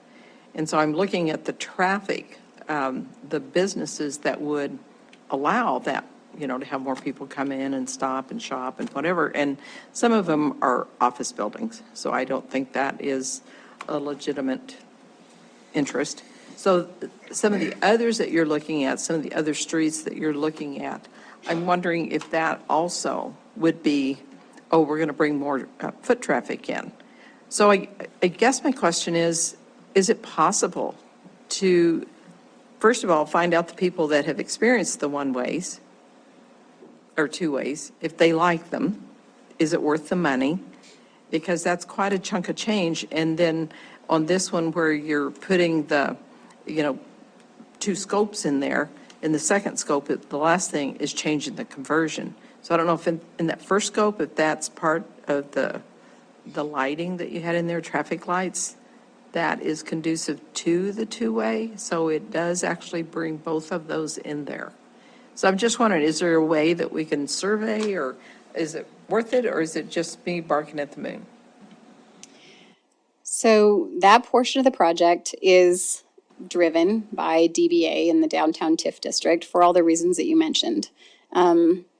I know that we have reached out to several people after the back-end parking went in to talk about how's it working, what do you think? There's a steep learning curve on it. But as soon as they figured it out, a lot of people are saying that they like it better. So I think DBA has been kind of trying to keep their finger on the pulse of everything happening down there to find out what the people that make up DBA think about it. And I would have to have them get back with you about, what they've heard or maybe some specifics about what they found. I don't have that. We're managing the project, but honestly, I just don't have a lot. Chris might have more about the whys or what they've done to date. The piece I would add is in fairness for Debbie, she's trying to move traffic efficiently and safely. We're also trying to increase property values. Part of increasing property values in the downtown is being more walkable in places where people want to live and shop and eat out and do things like that. So I think as I ask people downtown, I absolutely get both more negative than positive relative to the back-end parking. I think it's a tougher curve. I would be interested if we keep track of accident data, because the national data is it is by far safer backing in and pulling out, even though, yes, you might end up with a dually next to you and you still can't see very well pulling out. You're pulling out face forward. But that learning curve of backing in for some people, some merchants tell me downtown, they really don't like that piece. As far as the two-way, I think it takes more than 18 months. And I think the downtown is relying on a lot of really good information nationally, other cities of what they see. And then, as I've said in the past, unsuccessfully, look at the success of our business environment on our two-way streets and versus our one-way. And they're not all one or the other. It isn't all failing one way and all success the other. But one's looking at property values, wanting to see redevelopment take place. And I think on Debbie's side, she's trying to make sure she's moving traffic safely, effectively. So.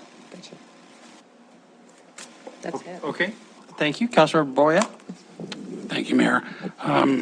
Grand Avenue from Shiloh to 62nd is a disaster. I can't believe all the people that I talked with that said, are you people just crazy? And I'm saying, well, it's part of it's city, part of it's county. So this multi-jurisdictional thing has got to be the way to go. Let's start it tomorrow, okay? And then I did personally call several businesses downtown and said, what do you think? And it was kind of 50-50 on the two-way streets. They didn't really care, but they said every customer didn't want to back in. I mean, that's just what I've heard. So I have to go along with not to back in, just because if their their customers don't like it, they don't like it. So, thank you. Mayor, could I respond to one thing about Grand Avenue? Sure. One of the exciting things that have happened lately is the Department of Transportation has talked about giving us federal funds directly instead of having it go through MDT. So for a project like Grand Avenue, instead of them managing it, and their average project takes about 8 years, our average project takes about 1.5 years. So and it has happened in 2 cities, they're just waiting for us to get our project far enough along. If we can follow that same model, the amount of time and efficiency in those funds to build Grand Avenue will be increased. So that's an exciting thing that we didn't think would happen even a year ago. Great. Councilor Rupes? Thank you, Mayor. Debbie, thank you so much. As much as anybody, I'm probably responsible for all this work that you had to do over the last month to make this happen. And I think you addressed everything that we were asking for, and thank you. It's much appreciated. I love the refocusing of the sidewalks to the Safe Routes to School. I wish that came up 2 weeks ago before we had that discussion for the sidewalk program a couple weeks ago, where we still have some neighbors that are a little disturbed about that. But so I really like that. I am not against arterial reconstruction, right? Believe it or not. This idea of annexing 240 acres out at the very tip end of Rimrock Road makes me a little more nervous than the reconstruction. Yep. What I am concerned about is if we look at Rimrock and 54th and the other one, Broadwater, if we put in, wider lanes with the center turn lane the whole way, those are ripe for just more drag strips. We have to have a different approach to developing those out there. And so when we talk about traffic calming, most of the discussion has been on the residential roads, but it's on the arterials. If you live out there on the West End, we hear about it constantly, is the racing on those roads. So as we develop those roads, we need to have a different design that encourages people to go 35 miles an hour, not to get to a certain point and then just gun it because it's straight and there's very few entrances and exits along there, and now it's just wide open and go. And even the left turns, the dedicated left turns are nice because it gets them out of the way, so safety is a little improved there, but it just allows the traffic to fly right by. So I hope we're really thinking about those as we go through these next set of reconstruction projects. That's more my concern than the project itself, right? Just how we're developing those roads. And so if we had a better design, and especially, I'll focus on Broadwater because it's in Ward 5, but east of Vermilion or 29th, that road's just very wide, and it's just a drag strip. People just fly, and so. If we were looking at traffic calming opportunities or ways to maybe, look at fresh designs that stretch west of 24th on Broadwater to 29th would be a great opportunity to say, what is it, how would we approach these roads differently, even if it's just a theoretical exercise, so that as we do Rimrock, 54th, we can put those things into play. That'd be very helpful, but thank you again for all this. I think we're right on track. Honestly, I'm a little surprised. $45 increase over 5 years. I probably would have guessed it would have been more than that. So if we can kind of manage that a little bit and find some ways to prioritize, then I think we'll be in pretty good shape. But I'm very appreciative of the work you did. Thank you. Okay, thank you, Councilman Rupsis.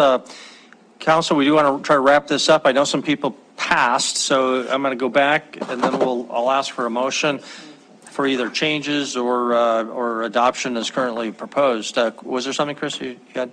I do, but I can go after council. I just want to put some context to the $45. So if we do that before we close, I'd like to do that. Okay, we'll go to council, and we do have to have an opportunity for public comment. So anyone who passed on that go-round, Councilmember Gulick?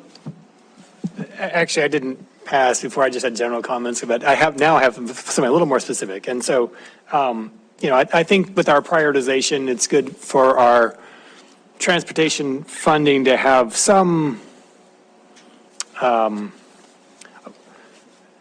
correlation with the value of the property that's adjacent to it that it would serve. And so, on that basis, I think it makes a lot of sense that we do spend the money downtown where that does, downtown generates on a per acre basis 31 times as much property value or property taxes as the rest of the community. And so, I just back to some of our ongoing discussion that I know you're the football in the middle as we discuss those things. But I think it makes a lot of sense to really make our downtown streets something that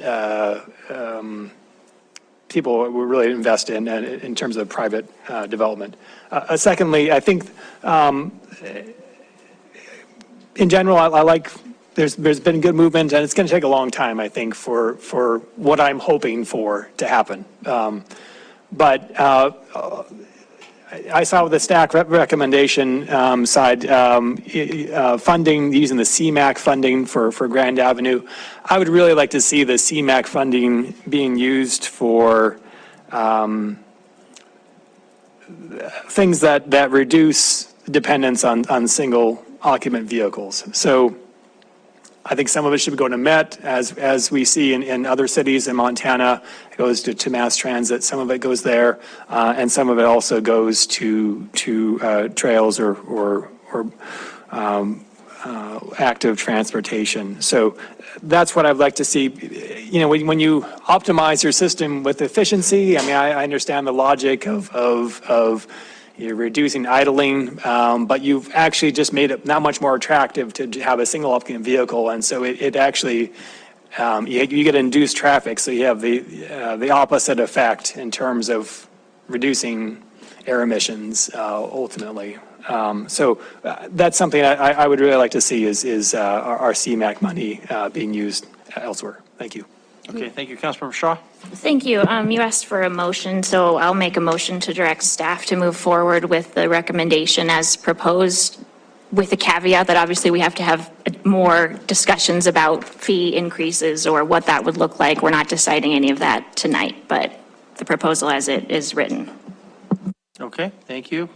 Second by Councilmember Rupsis. So that is motion before us. Anybody want to speak to the motion? Councilmember Bernice will be next. Yeah, with your permission, be okay if I'm going to open up for public comment before we go to a vote, obviously.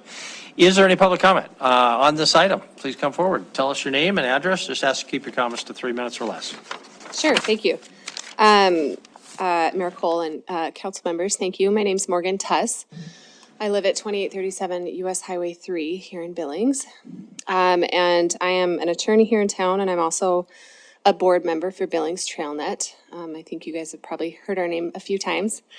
And I'm just standing up here to give our support to the projects presented in the CIP for both planning and public works. Our organization has 1,700 constituents that have told us loud and clear their interest in multi-use active transportation trails.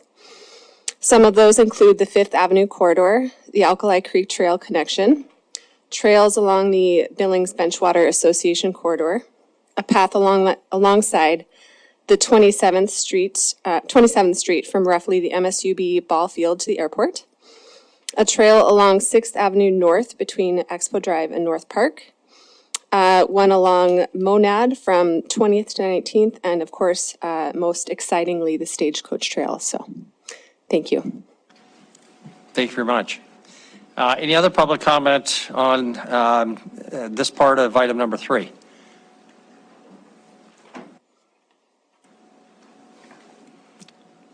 Mayor and Council, thank you. My name's Aaron Clunch, 641 Chinook Place.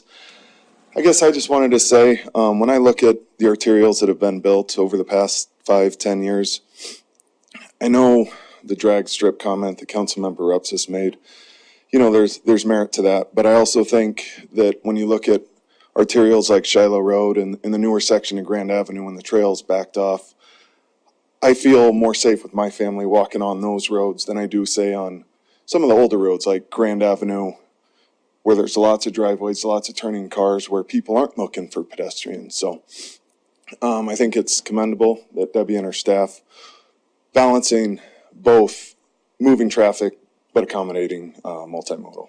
So thank you. Thank you very much. Any other public comment? Don't see any, so we'll close the public comment there. I'm going to ask Chris just to comment on the fee issue, and then we'll back to Councilmember Nice. Thank you, Mayor. And just for some context, I think we all would recall Public Works has enjoyed strong support by this council and prior councils to adjust rates for construction inflation. I was surprised to learn, though, that we haven't increased rates to do more work, get more projects done, get the maintenance situation fully annualized so that every dollar we're spending on maintenance, we're saving $5 on reconstruction since about 2005. So that would have been all well and good if in 2005 it was covering everything. And just like Park District 1, when Park District 1 was created in 2011, if the rate was set up to fully take care of all the parks in the system, then an inflationary adjustment each year would have got the job done. So I just wanted, from some context, we're not having to catch up on the inflation side. That's the good news. What I think we'll have to communicate to the community is how $45 over 5 years is $1 in saving $5, and those are pre-COVID numbers. $1 in saving $5 out on reconstructing roads, and you see that as they're alligatoring and starting to come apart. So it's wise investment. So I just wanted to kind of plant that seed, and of course those numbers, that 45 is not what construction inflation will need to be in addition to that if we're going to make headway on getting more things done. So, thank you. Okay, thank you. Councilmember Bernice? Thank you, Mayor. Debbie, would you mind, based on the motion, which recommendation, can you put that up on the screen to make sure we understand what we're talking about?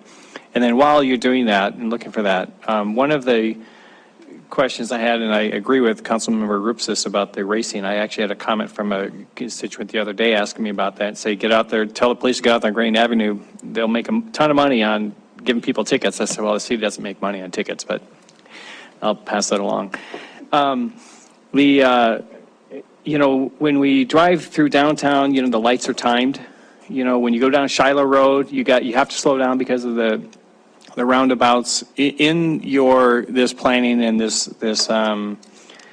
new, I think it's a new section of funding, which is the traffic calming.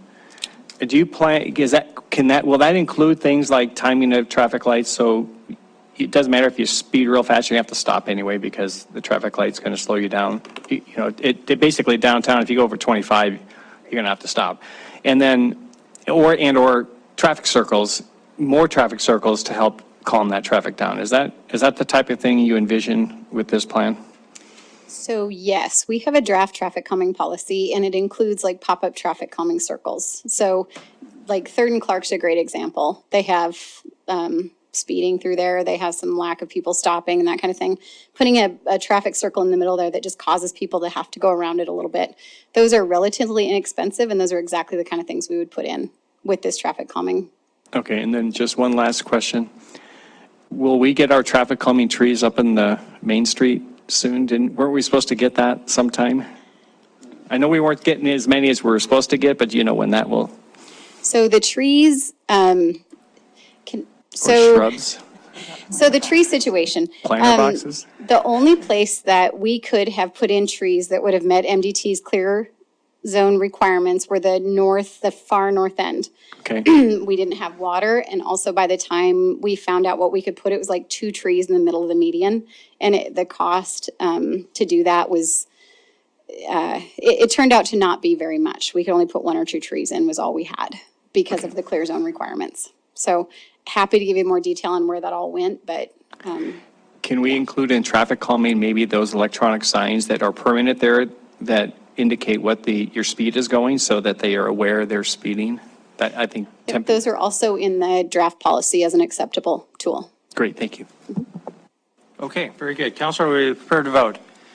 Okay. I'm not clear on the motion. Okay, the motion is to direct the staff to move ahead with the transportation component of the CIP consistent with the recommendation of the staff. There's a lot of pages in there, so there might be some difference of interpretation, I guess, but there are specific numbers in the first part of the PowerPoint. And here, Debbie and Jennifer, I might just ask, if this motion is approved, do you know what you're doing? Do you feel like you've got enough direction from us? Have we given you adequate endorsement of your proposal? So I think what we will do is try to, our CIP might not be fiscally constrained this year. So normally we try to make it match our funds exactly. We're going to be back talking about rates here in another 2 months, 3 months. And so we can talk about what that sweet spot is. Like, how much are we balancing? How much are we going to go down here and up here? So right now what I'll put in here is generally increasing, well, all those extra programs that we've talked about, increasing paver some, keeping our arterials in there as whole, and then trying to figure out what that means. So we'll try to balance exactly. We'll kind of try to come up with a good balance and then come back and tell you during the rates what that is. Just making sure Jennifer feels good about that. So they kind of know what they're doing, I think, is my interpretation of that. Well, and I would say FY24 doesn't have a lot in it. So FY24 is pretty well, and that's what the budget's going to be this year. So this may evolve next year. FY24 feels like it's pretty solid. Okay, thank you. Councilor Owen, were you raising your hand? No? Okay. Okay, if the motion is clear enough, Councilmember Denise, you wanted to ask for further clarification? Yeah, I'm sorry, it's not clear enough to me. Can we have up on the screen which one is being recommended? This is the one where we're going to increase rates for all the additions? If I can address The that. CIP technically isn't a rate thing. The projects may impact the need for rates, but I don't think this is an endorsement of a rate change, except perhaps impliedly. That's part two. Okay, does that help? If I understood that correctly, when they presented this one, they also said the rates will increase at $45 over 5 years. There will be an imbalance in money in versus money out. But the CIP doesn't speak to rates, at least technically.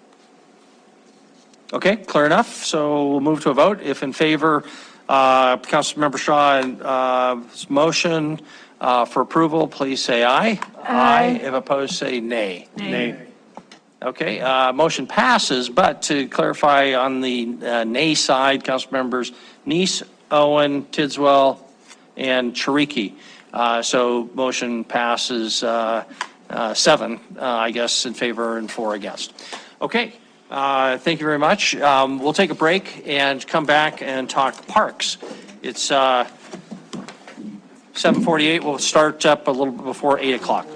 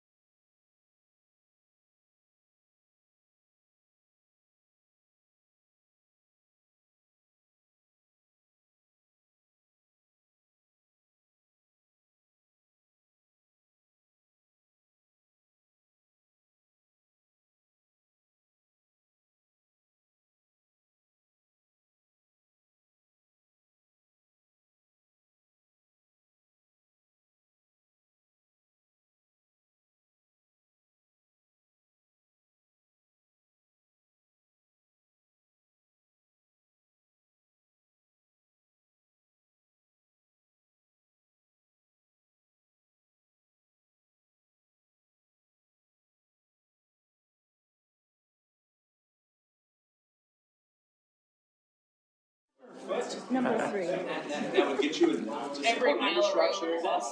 Yeah, therefore. Nobody really cares when I make that little announcement. We're ready to get started, are we? Okay, well, we'll do this. Is there a motion on the park CIP component?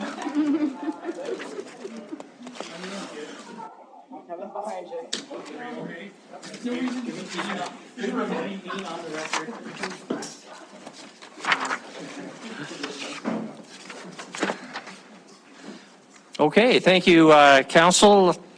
We are still on item number 3, the Transportation and Parks Capital Improvement Plan. Having completed the transportation component, we'll now move on to the parks component. We have our parks director and park staff, but we also have our finance director with us tonight. And it looks like Andy is our presenter, at least initially. So we'll turn it over to Andy Zeller, finance director. Andy. Thank you, Mayor and Council. I'm going to turn it over to Parks very quickly. I'm just teeing it up so they can get time to stand up and get up here. But we took I'll say, similar approach to what Debbie did. We kind of start with, hey, here's what we heard Council asking for more information. There was not as much requested analysis or changing of projects, but then there are some recommended modifications from staff, so we'll get into that. So I'm going to start with Mike, I believe, is going to start with generally over 2 overarching concepts or questions, one related to tennis courts at Pioneer Park and facility, and then kind of spray grounds, the variety of them that we have at the city. So.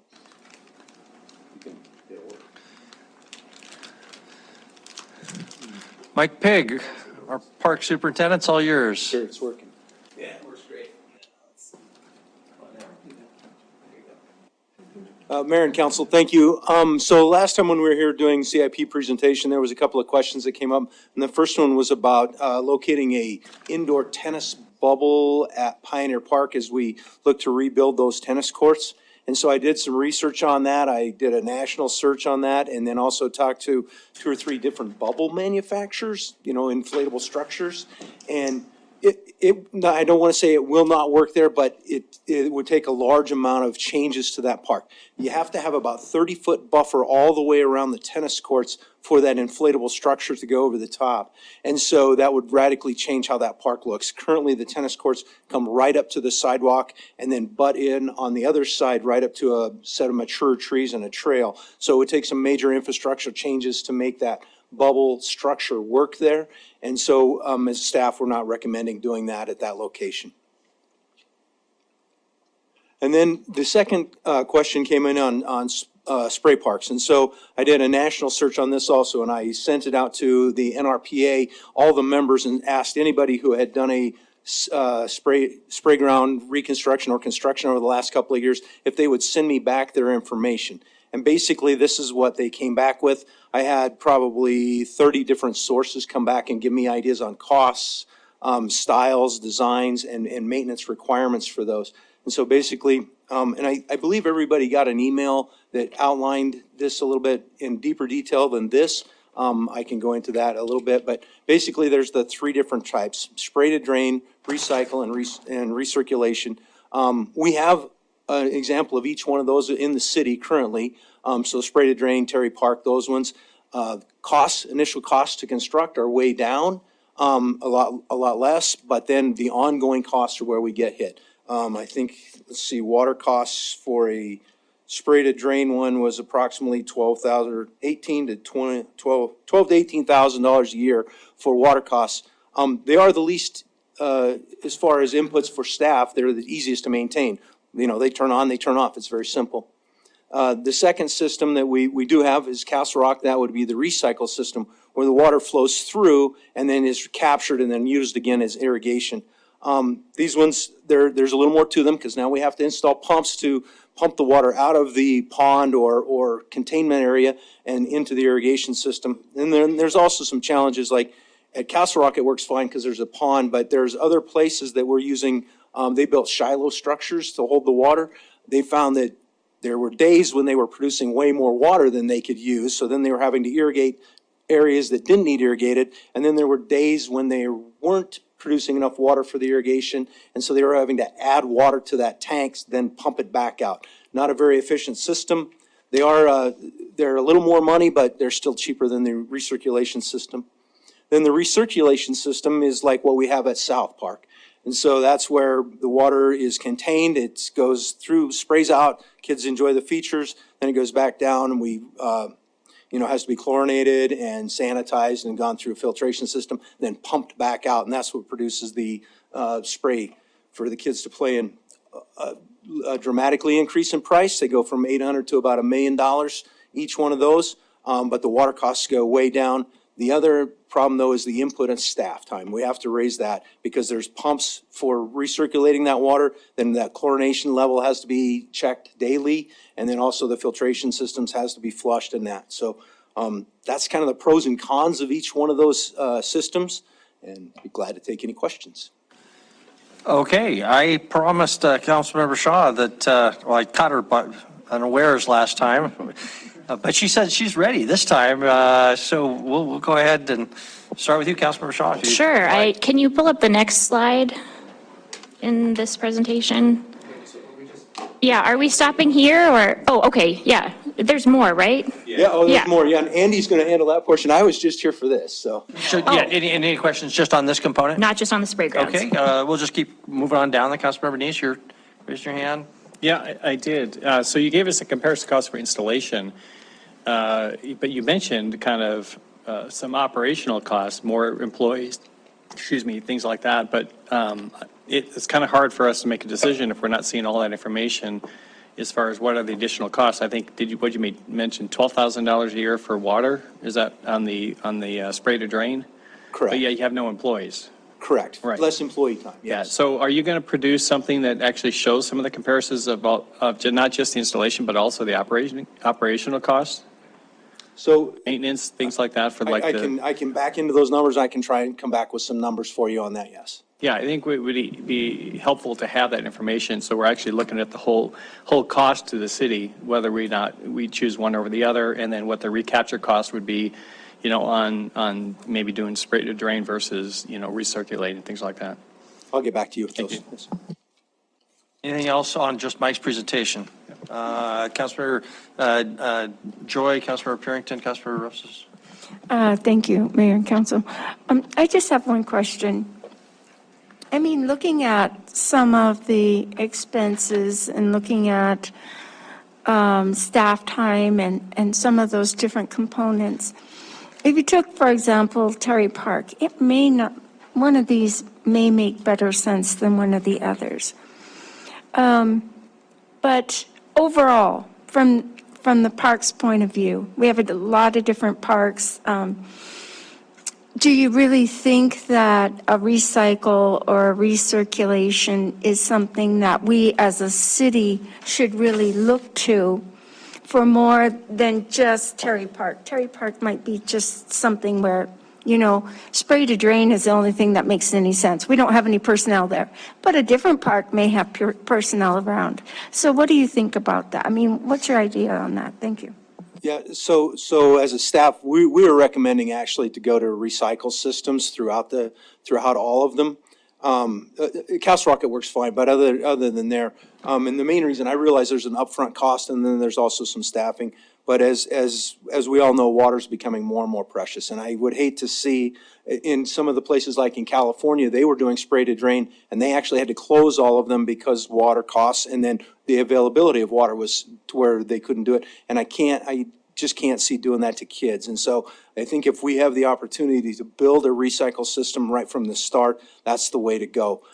There were some cities that were taking, building spray to drains because they were cheaper and then coming back 5-10 years later and adding a recycle component to that, finding that it worked okay. It just wasn't designed. The features that spray weren't designed for that. And so it was maybe a little more tricky to manage that.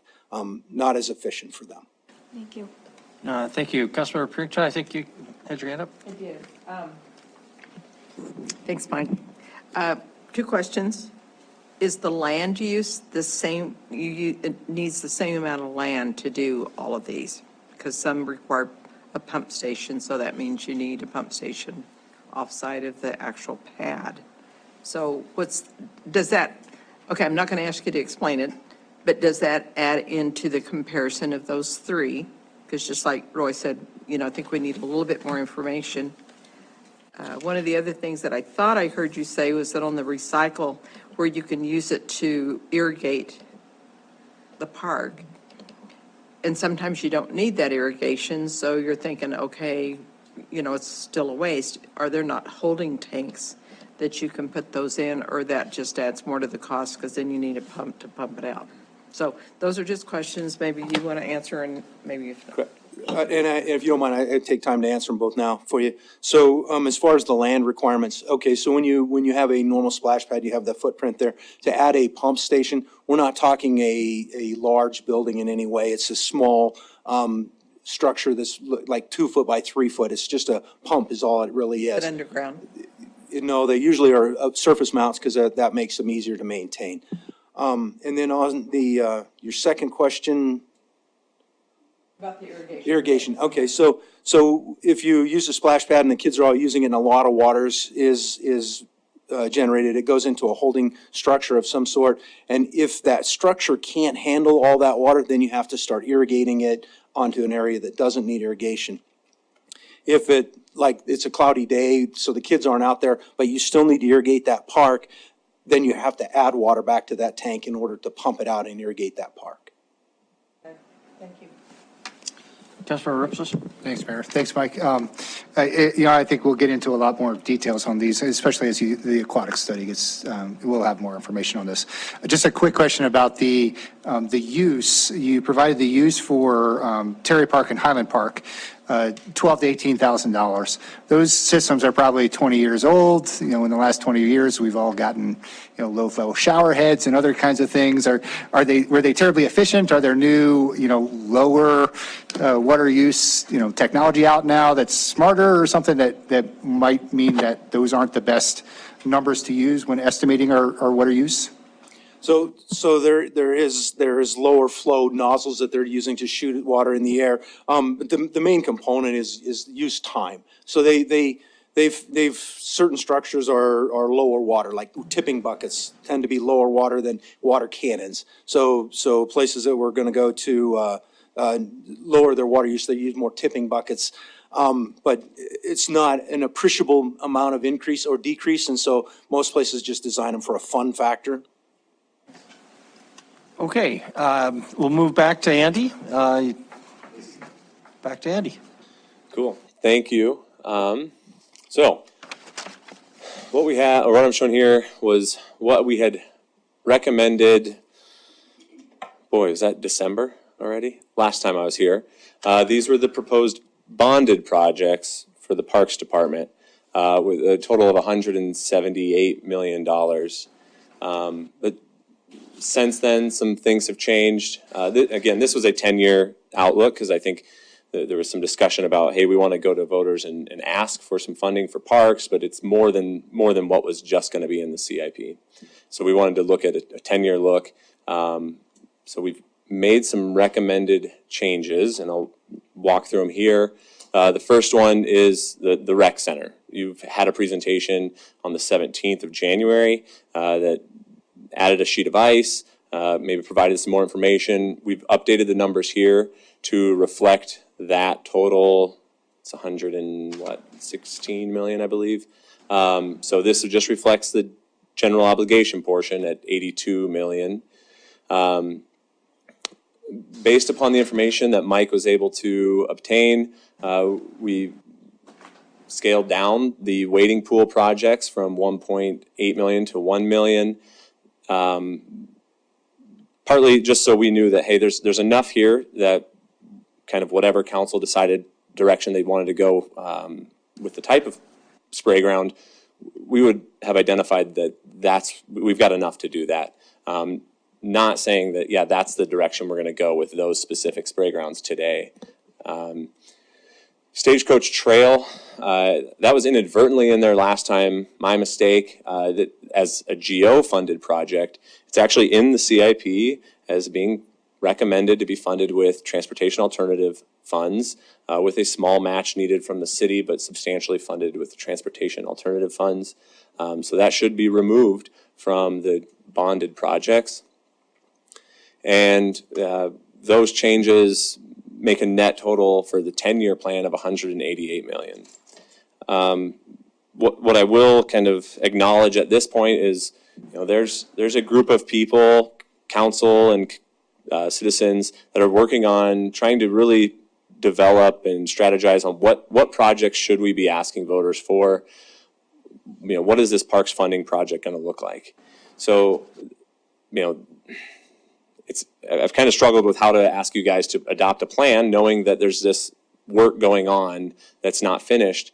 And I think I've kind of, I've narrowed down to, I think, three approaches. And, one of them is we could spend time as council hashing it out and saying, yep, here's what that list is. And that's the dollar amount that we're going to put in the CIP. And that's what we're going forward with to voters, and kind of leapfrog that effort that's being done outside. I think that's probably not the best use of time, not the best use of our resources and the input that the community wants to provide. The other option is to take maybe the extreme opposite and say we're not going to include anything in the CIP until we know what's being recommended, until we as a body vote on what that is. Certainly up to you.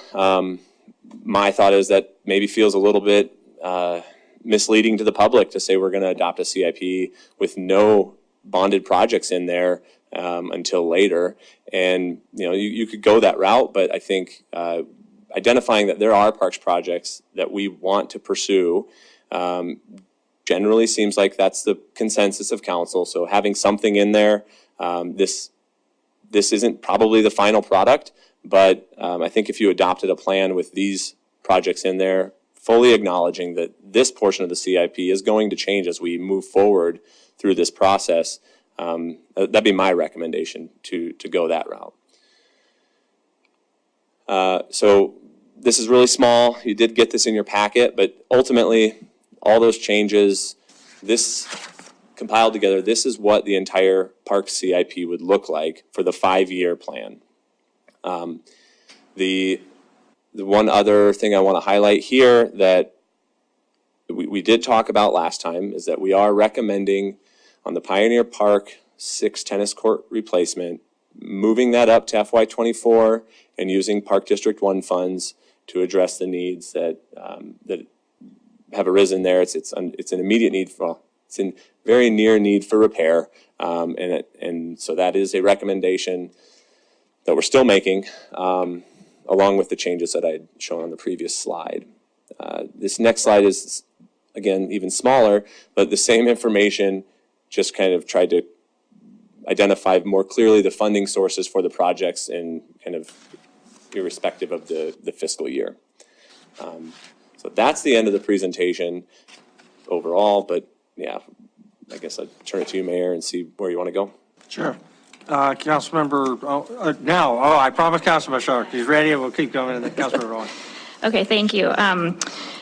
I do not think we should spend time here hashing out this project, that project. Tom and I are working with, as is Councilmember Boyette and Councilmember Neese, with a group of community leaders to try and come back to council at our retreat with something we can really debate. So please let's not get into that too much tonight. But having said that, this can't be a huge surprise, but this indoor tennis facility that has popped up and is now moving ever closer to the next year, I don't believe belongs on this list at this point. I'm not disputing the need. I understand it. I understand where our community is coming from. But to me, it looks like it has leapfrogged projects that have been needed and in the works for years and years and years. And I think there's an issue of fairness there to our community that it hasn't been planned. We don't know where it's going to go. We don't know what it's going to look like. I would recommend that that is taken off the list at this point. Thank you.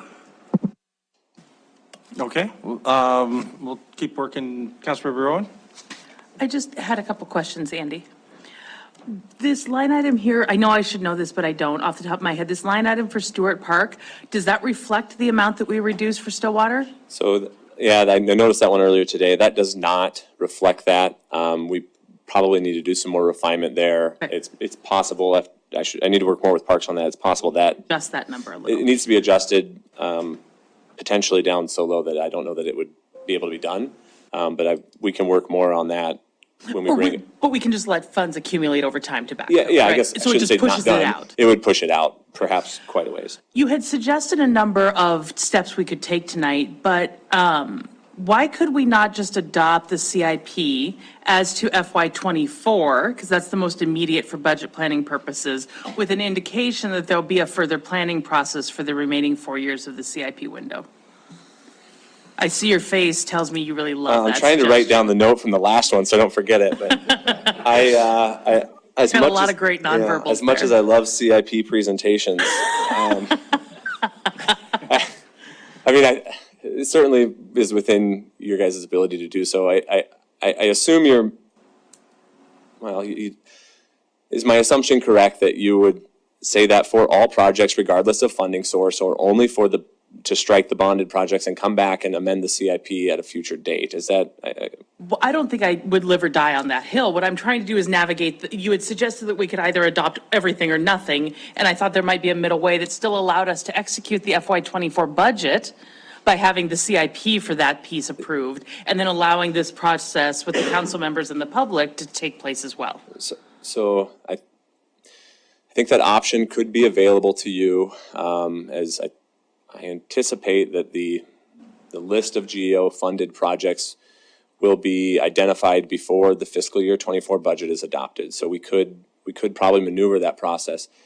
The rec center, though, does have FY '24 funds Correct. anticipated. That would be TIF funds. Right. I mean, I suppose it doesn't really matter, but we would have a combination of TIF and GO. And so if that project is not on the list and ultimately not approved by voters, we would not proceed with the TIF portion of that.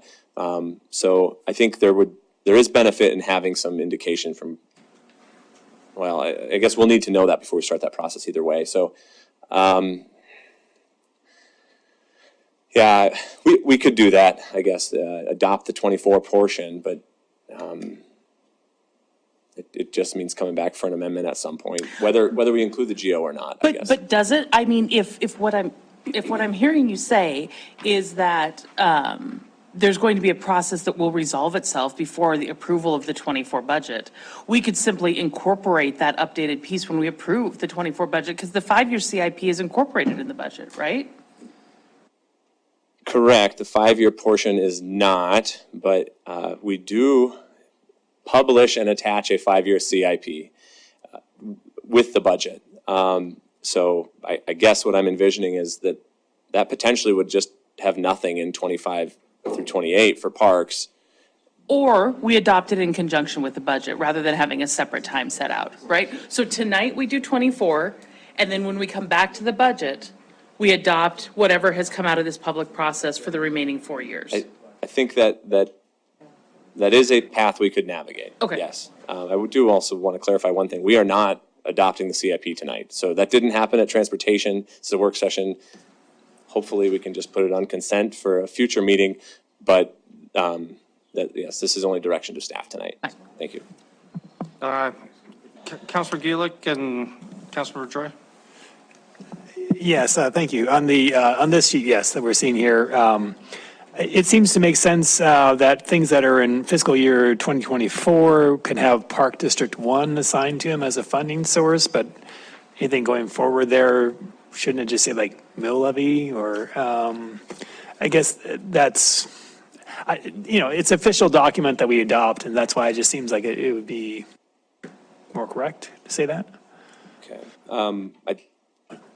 I think with respect to the FY '24 projects, it will be PD1. Well, I shouldn't say that definitively. It likely will be PD1 funding for the FY '24 portions. For the out years, it will be whatever is approved, assuming something is. But yeah, we could maybe modify the frame or the label. Councilor Joy? Thank you, Mayor and Council. I appreciate Councilmember Owen's suggestion about just a '24 CIP for parks, but I would not support that. The funny thing is, I remember very clearly the people who fundraised for the dog park fence coming into council really, really upset because they had worked and worked and worked to fundraise. And then it seemed as though council was just kind of taking their hands back from it. And the project got moved and things didn't work out, and they were very upset that their hard work hadn't been recognized. So our CIP is also recognizing that people are working very hard on fundraising, on donations, and it is kind of, as someone came forward and said, you know, developers watch the CIP. Lots of people actually do watch our CIP. So I wouldn't want to disappoint people by having a blank past 24. Thank you. Okay. On that, Andy, we all want to manage expectations.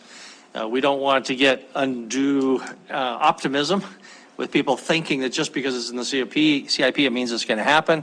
Nor, to Councilmember Joy's point, do we want to rain on somebody's parade by removing something and sending a message that might not be appropriate either. Can you just again clarify, the true adoption of the CIP doesn't occur until the end of June when we adopt the budget, is that right? So, And if that's the case, then even, what are we doing here in the near future?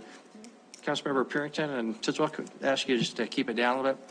So while we're moving forward, what are we doing? We're adopting a draft, a really good draft, I guess, right? So Mayor, you are adopting the plan at the, we've adopted most of it. So assuming that we move forward with, it'd be the second meeting in February, you would adopt the plan at that time. It certainly can be amended. We on occasion have amended it throughout the year, but you are allocating or authorizing the use of those funds with the budget. So the plan is not adopted in June. It is adopted at the council meeting that typically in December. Okay, all right. We'll keep moving on down. Councilmember Triki and then Boyette. Sure. I just want to point out that there is a process already in place for us to review the rest of the CIP, and that is next fall when we review the CIP for next year. It does not have to be, never has to be perfect, but we do need to know what we're going to budget for every specific year. So any changes that we want to do to the future, we need to be thinking about now and putting it into that process when we enter into it again in the fall. Okay, Councilmember Tidswell. Andy, on the previous slide here, you have on FY 2025, you had the multi-generational community at 82,657. Yep. The next slide, we look at it, and it says 106,157. Can you explain to me that variance there? Yeah, so there's combined funding sources on that one. If you go all the way to the right, it says GEO bond, TIF revenue bond, point on that one there. Okay. So the recommended funding source is 30 million from the Southside TIF district, and then the rest would be from GEO fund or GEO bond funding. Appreciate it. Yep. Councilmember Purington? And then Councilmember Boyette. So, okay, I'm going to stick with this one because I'm trying to figure out where we are. So I know on the first page, which was the multi-generational under 2025, you've got 82.6, almost 82.7 million for that. And that's the bonded project. That's what you would do for the GEO bond, correct? Correct. Along with those other projects.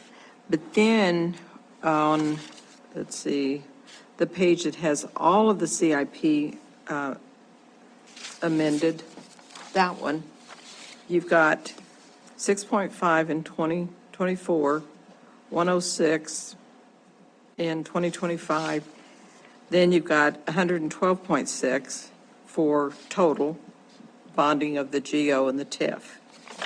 Then on that final page, where you've got the, that's what it is, never mind. I just answered my own question. All right. That was an easy one. That's my favorite kind of question. That I answer myself? Councilmember Boyette. Thank you, Mayor. I'm going to go along with Councilmember Shaw that this $5 million for the indoor tennis court kind of just came out of magic one day and showed up, and it should have been more thought out, and we thought, well, why wouldn't we put it on the recreation center? So I don't think it should even be on the list. I agree with her. Councilor Ripsis. Thank you, Mayor. So Andy, is our intention to put the entire list of the bonded projects as in the CIP, even though it's not part of the actual official plan? It's not part of the 5-year plan, but it shows the 10-year projects. And are we intending to put that in there just as an asterisk or something? The 10-year portion? The 10-year, Is that what you're asking? Everything that we're at this point thinking about might be part of that bonded projects. I hadn't intended it, but I think we can create the plan however we want. Right. So we could add kind of an addended table there that indicated there's more here. See the table at the end for additional information. To me, I'd be comfortable with just having an asterisk on, FY 25 to 28, and just saying, this is a work in progress. What we're passing as, on February 13th, is going to change in the next few months as we figure out which projects, what the budget might be, what we're going to put out for a bond. And it's all dependent, obviously, on the bond actually passing. Mm-hmm. So a lot of this is so hypothetical and speculative that we don't want to get into it too much tonight, but I think we do owe it to the public to say this is a work in progress, and we haven't figured out the priority of different projects yet. If we really wanted to make a change, I might suggest we would swap the 2 years of the tennis and Poly Vista. I mean, because, they're about the same amounts, and Poly Vista's been working for a long time. And maybe we might prioritize that a little higher. But I don't know that we need to get into that right now, as long as we're willing to just put a big asterisk by it and just say, this is all subject to change here very soon in the next couple months.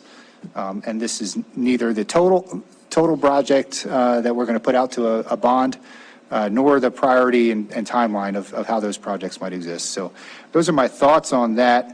I did have one question, and this was probably more for Mike and Michael. Theoretically, if we wanted to be a good partner with Landon's Legacy this year, they're out there they've raised close to $400,000 at this point for the playground at Poly Vista. And, we're not there offering to be a partner in that, other than to kind of hold our hand out and say, we'll take that money and build the playground if you raise it all. Could we look at something, or what would the impact of looking at the irrigation at Spring Creek and Evergreen Parks and the Rose Pool spray features? Are those things, at critical need right now? If they delayed a year so that we could use that $500,000 to be a 50-50 match with Poly Vista or with Landon's Legacy, what would the impact of something like that be? Councilmember Rupus, the spray features at Rose Pool, they do need to be replaced, but the irrigation projects could wait another year. I know Landon's Legacy, they're out, like you said, out raising funds. They're trying to raise around $1 million for the all-inclusive playground. They've raised around $400,000, but there are additional needs out there that the city should address. The accessible route to the playground is one of them. So Mike, on that, is it your expectation that the city's going to pick up that cost of that pathway? Mayor, right now, nothing's been budgeted to pick up that cost yet. But the Landis Legacy, they want to put down port in place, and that's a lot more expensive than what they anticipated. So they did ask the question if there's any way the city could step forward and provide some funds for the accessible route to the playground. Any idea the cost of that? Mayor, right now it's under design, so I really don't have good cost for it yet. Okay, thank you. Okay, Councilmember Bernice? Thank you, Mayor. I have to voice my surprise to see the tennis courts on there as well. I mean, it's one thing, it was a couple of years ago that Landis Legacy kind of popped up out of nowhere, but the difference between that and this is that was under a plan, a group. Landis Legacy has been developing that plan for quite some time, and they came to the city with $1 million, and then we came with $1 million to match that, and it was a great project. That's a great thing that they did with the city. We've heard, other than there was some public comment here about the tennis courts being removed, things like that, but there wasn't any information on the study of the need. There's no information on, no one's coming to the city saying, hey, we formed an organization, we're developing this. And to have this, the Parks Department suddenly drop this in the CIP without even a work plan to discuss specifically that why it's needed, it kind of surprises me. And so I would support anyone having to remove this so that we can, maybe they can do a study on it, bring it back, or they can, the tennis people can bring some support to the council with donations or organization like that before we move forward on it. Okay, thank you. Anything else for staff, council, before we open up for public comment on this item? Councilor Rowan?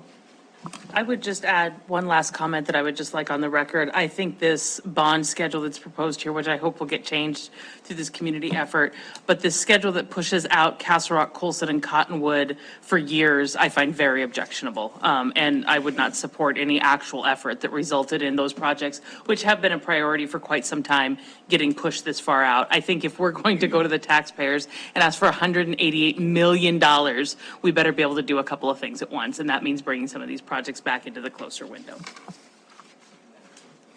Thank you. Okay, we'll open for public comment. Is there any, we're now on the parks component of the CIP, obviously, item number 3. Is there any public comment? Do not see anybody coming to the podium, and there is no one online, so we will officially close the public comment period on this.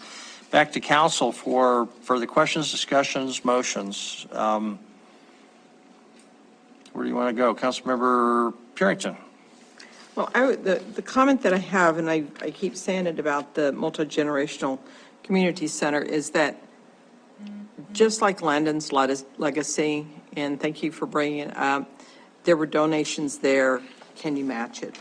And we get a lot of people supporting this project with the recreational center, but yet we have not seen any true financial buy-in from, I think we had one business owner downtown. He said, hey, I'll contribute to it, but we haven't heard anyone else.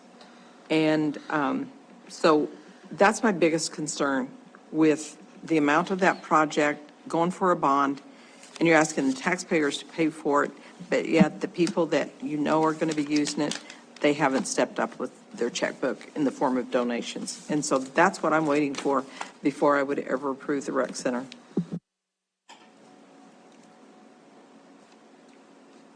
Councilmember Ipsis.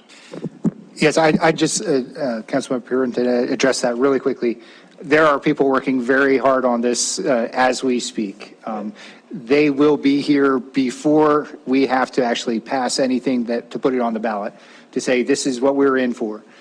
So yes, I expect a large pledges, donations, commitments to support these financially before the point where we have to vote on putting this on the ballot, because it's a big component of it, and we might have to ask for whatever total bond we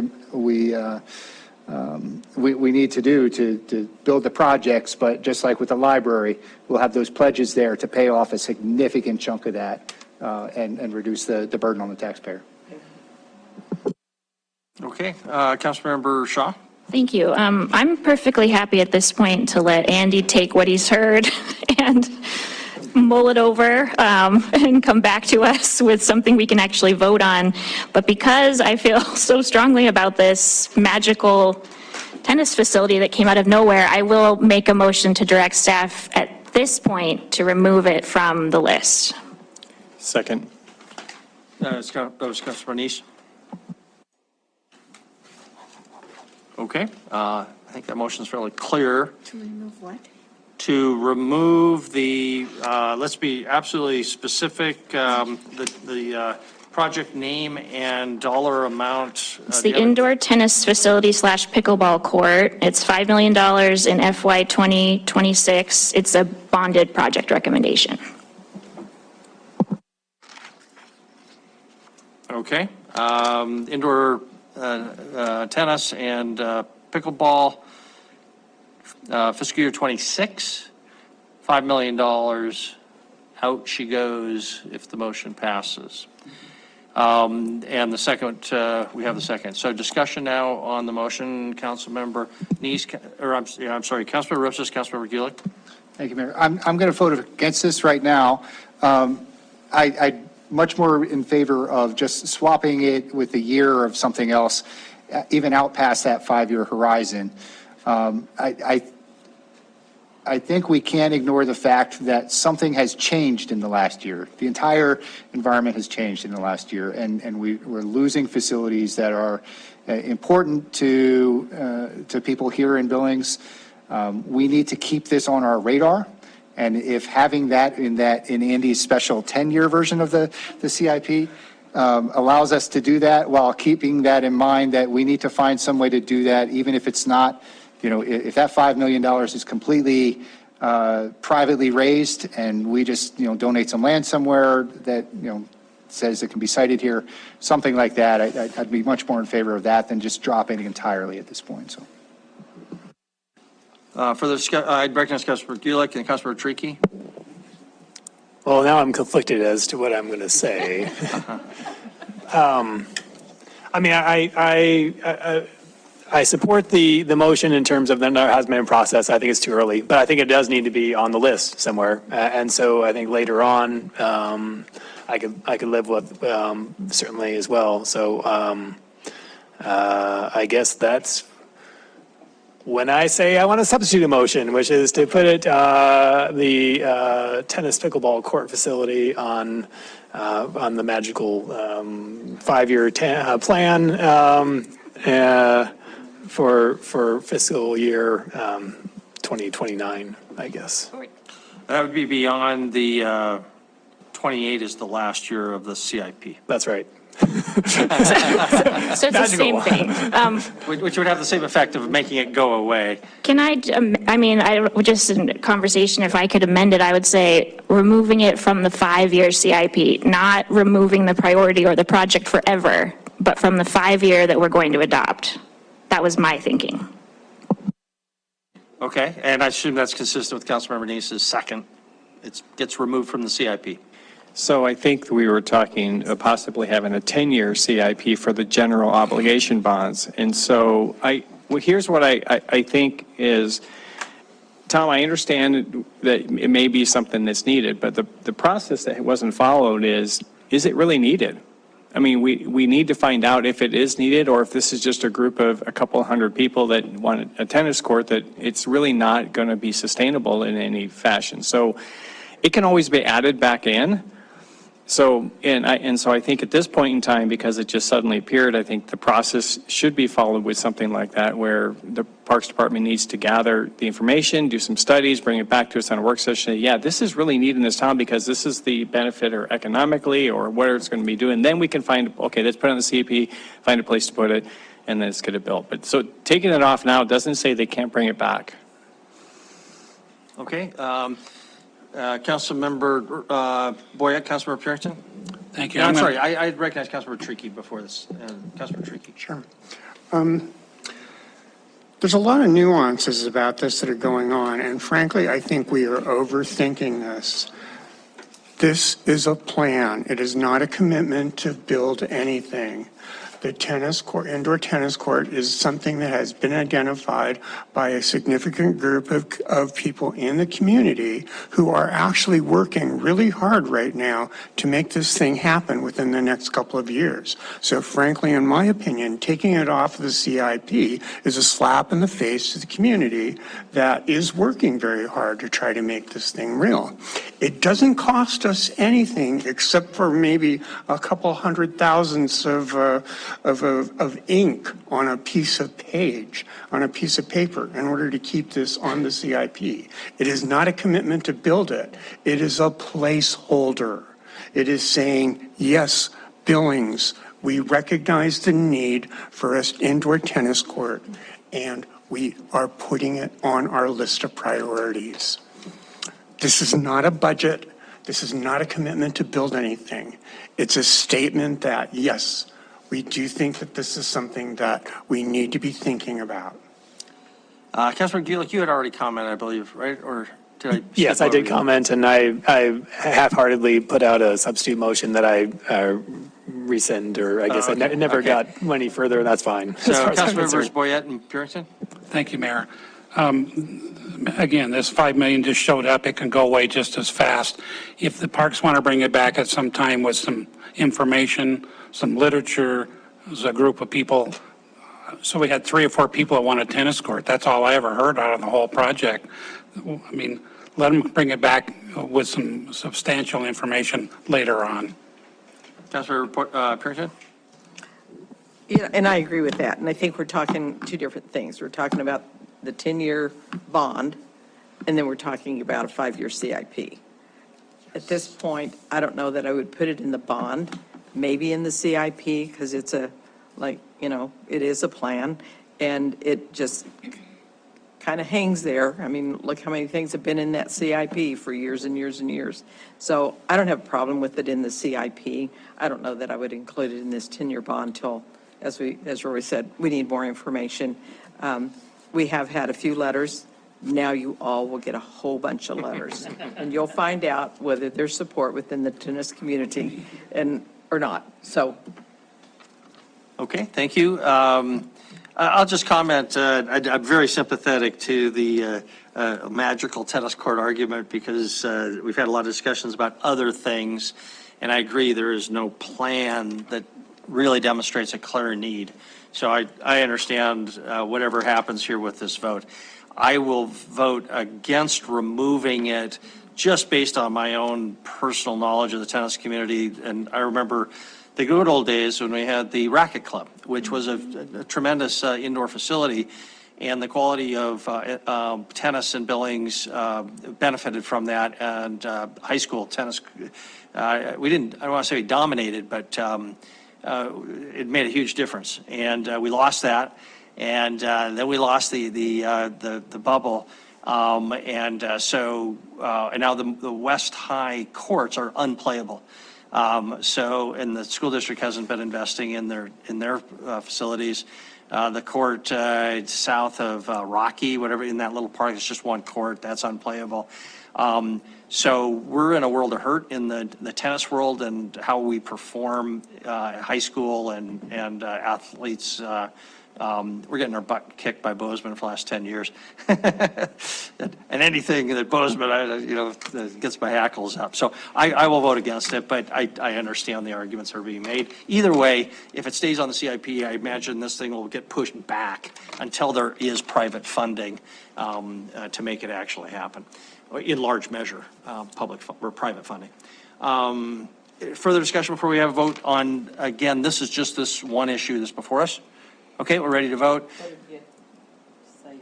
Yes, so the motion by Councilmember Shaw, second by Councilmember Neese, is to remove the indoor tennis facility, pickleball facility at $5 million from 2026 from anywhere in the 5-year CIP. Okay, so if in favor of the motion to remove, say, or raise your hand. Voting in favor are council members Shaw, Gulick, Neese, Owen, Tidswell, Boyette. If voting in opposition, raise your hand. Voting in opposition, council members Joy, Cole, Chiriqui, Purington, and Ripsis. So the ayes have it 6-5 to remove. We still need to move on. Further motions, Councilmember Ripsis. I would make a motion to delay the irrigation automation Spring Creek and Evergreen Parks from FY24 to FY25. and replace that amount with with funds to be used at Poly Vista for matching with the playground and accessible routes and those types of amenities. How much was the dollar amount on that? $315,097 precisely. Okay, is there a second? Councilmember Purington? Okay, Councilmember Rupsis, and Councilmember Purington, do you want to speak to your motion? Or? Just real quickly, and I know that will temporarily inflate the FY25 PD1 budget, but as we know, FY25 PD1 won't be there, so this is all going to have to be revisited as we go through the levy. I'm not terribly concerned about that. Next year, I expect we'll balance that out, and so we won't actually increase PD1 unnecessarily next year by making this change. Okay, discussion on the motion, Councilmember Neese? Yes, thank you, Mayor. Tom, just to be clear, are you saying this is going to be moving up to where that $1 million is partial? That's going to be, instead of bringing $1 million, then the city is going to bring whatever the match is. Let's say they bring 600,000, we bring 400 or something like that. We'll bring up to $315,097. I don't see a way to get to a 50-50 match this year. But this does seem to be something that we can do. Okay, and do you know if that $1 million included the walkway they were talking about asking for, or is that in addition to? They were hoping the city would do that, and the city didn't have funds allocated for that right now. So then maybe should we then reallocate these funds to actually include the walkway so that they actually, once they build the park? That was part of my motion, to use those funds for both matching for the playground as well as the accessible sidewalks. Okay, so first accessible sidewalk and then remainder for matching. Yeah. Okay, all right, I thank you. Okay, further discussion on the motion before we proceed to vote? Okay, motion again is to move $315,097, not $98, from fiscal year 24 to fiscal year 25 for the Evergreen Irrigation project, and instead make that money available for the Landon's Legacy project that would include the accessible pathway, with any excess being available on a match basis to match private donations. Did I state that correctly? Okay, if the motion is clear, if in favor of the motion, say aye. Aye. If opposed, say nay. Motion passes unanimously. Okay, further discussion or motions? Is there a motion to adopt then the park CIP as amended? Councilmember Boyette. I'll do that for you, Mayor. Thank you. Adopt the park CIP as amended, as recommended by staff. Yeah, not adopt. I misled you. To instruct staff to continue on this pathway to bring it back with these changes for formal adoption later. Correct. Okay. Second by Councilmember Gulick. Discussion now on that motion. Councilmember Neese? I have to say, I like Tom's idea about the GO bonds not having any necessarily specific dollar amounts or by project or year, but maybe a GO bond where, so the public knows, a 10-year GO bond, 188 million. These are the projects under consideration now. And without assigning years or amounts to them, so that as the process gets worked out, that can be changed later. I think it's good to have when we adopt a project. That's the based on what's recommended right now. That's the plan. And but I don't think there's a lot of details still to be worked out. I think that may change that.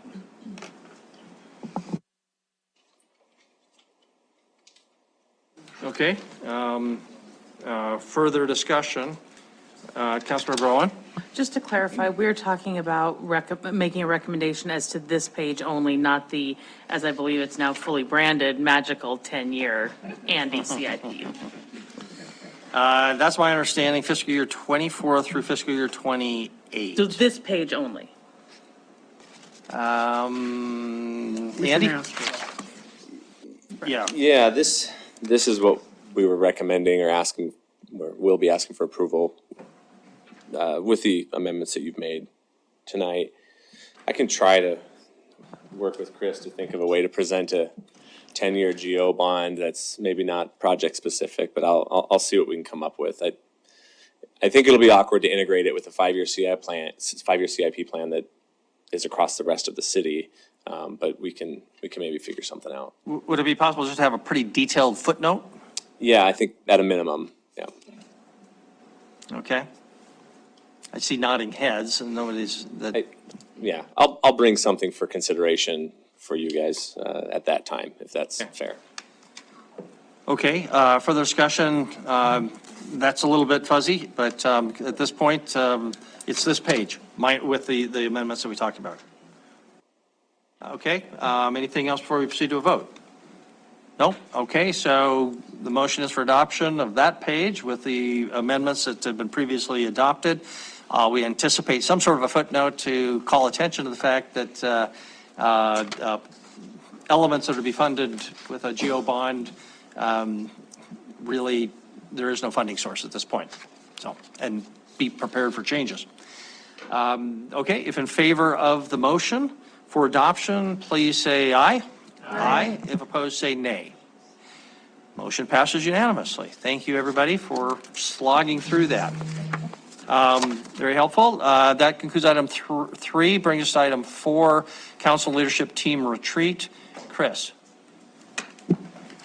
So 2 pieces, hoping to nail the dates. And I know in talking with several of you, not each of you, but I know we're going to run into a conflict for one of you at least can't be at both at either the 31st, April 1, or the week prior, a different individual. So sorry, what I tried to do on our end, presuming that we're primarily going to focus on this parks conversation and public safety, I made sure that those key staff members were available, because remember, we're talking like 25 calendars here. So I made sure they and our facilitator was available.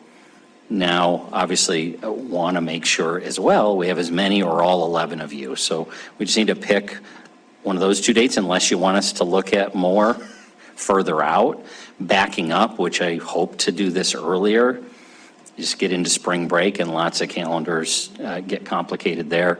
And then after this, after you pick a date, just a friendly reminder that in the weekly, the facilitator and I had our first prep meeting last week. We're going to have our second one this Friday. A couple of questions in there of kind of your expectations, what you're hoping to get out of it. Will help us keep refining the agenda and make sure we accomplish that. So if you could please pick a weekend. And then I'm not asking you to answer those questions tonight on what you want out of it, but if you could get that to me by Thursday, end of the day, that'll give me an opportunity for Karen and I to go over it Friday. Thank you. Okay, thank you, Chris. I'll just address the scheduling issue since I'm one of the problem children here. And I think Councilmember Gulick's the other problem child. He's available one and I'm not that one, so that's where we have the problem. I think Councilmember Gulick is available for the first March 24th and March 25th, but not the later March 31st and April 1st. My situation is that on March 23rd, Thursday, is the change of command ceremony for the USS Billings in Jacksonville, Florida.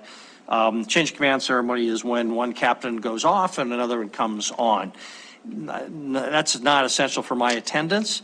But this one's a little bit bigger deal because where before the ship has had 2 crews, gold crew and the blue crew, the ship is now coming into dock for the next year while these repairs are conducted, and they're going to get rid of the 2 crews and consolidate into 1 crew. So the captain of the gold crew is going on to a different command, and same with the gold crew or with the blue crew commander, and they're getting a 3rd captain who's already an XO of one of those crews to take over.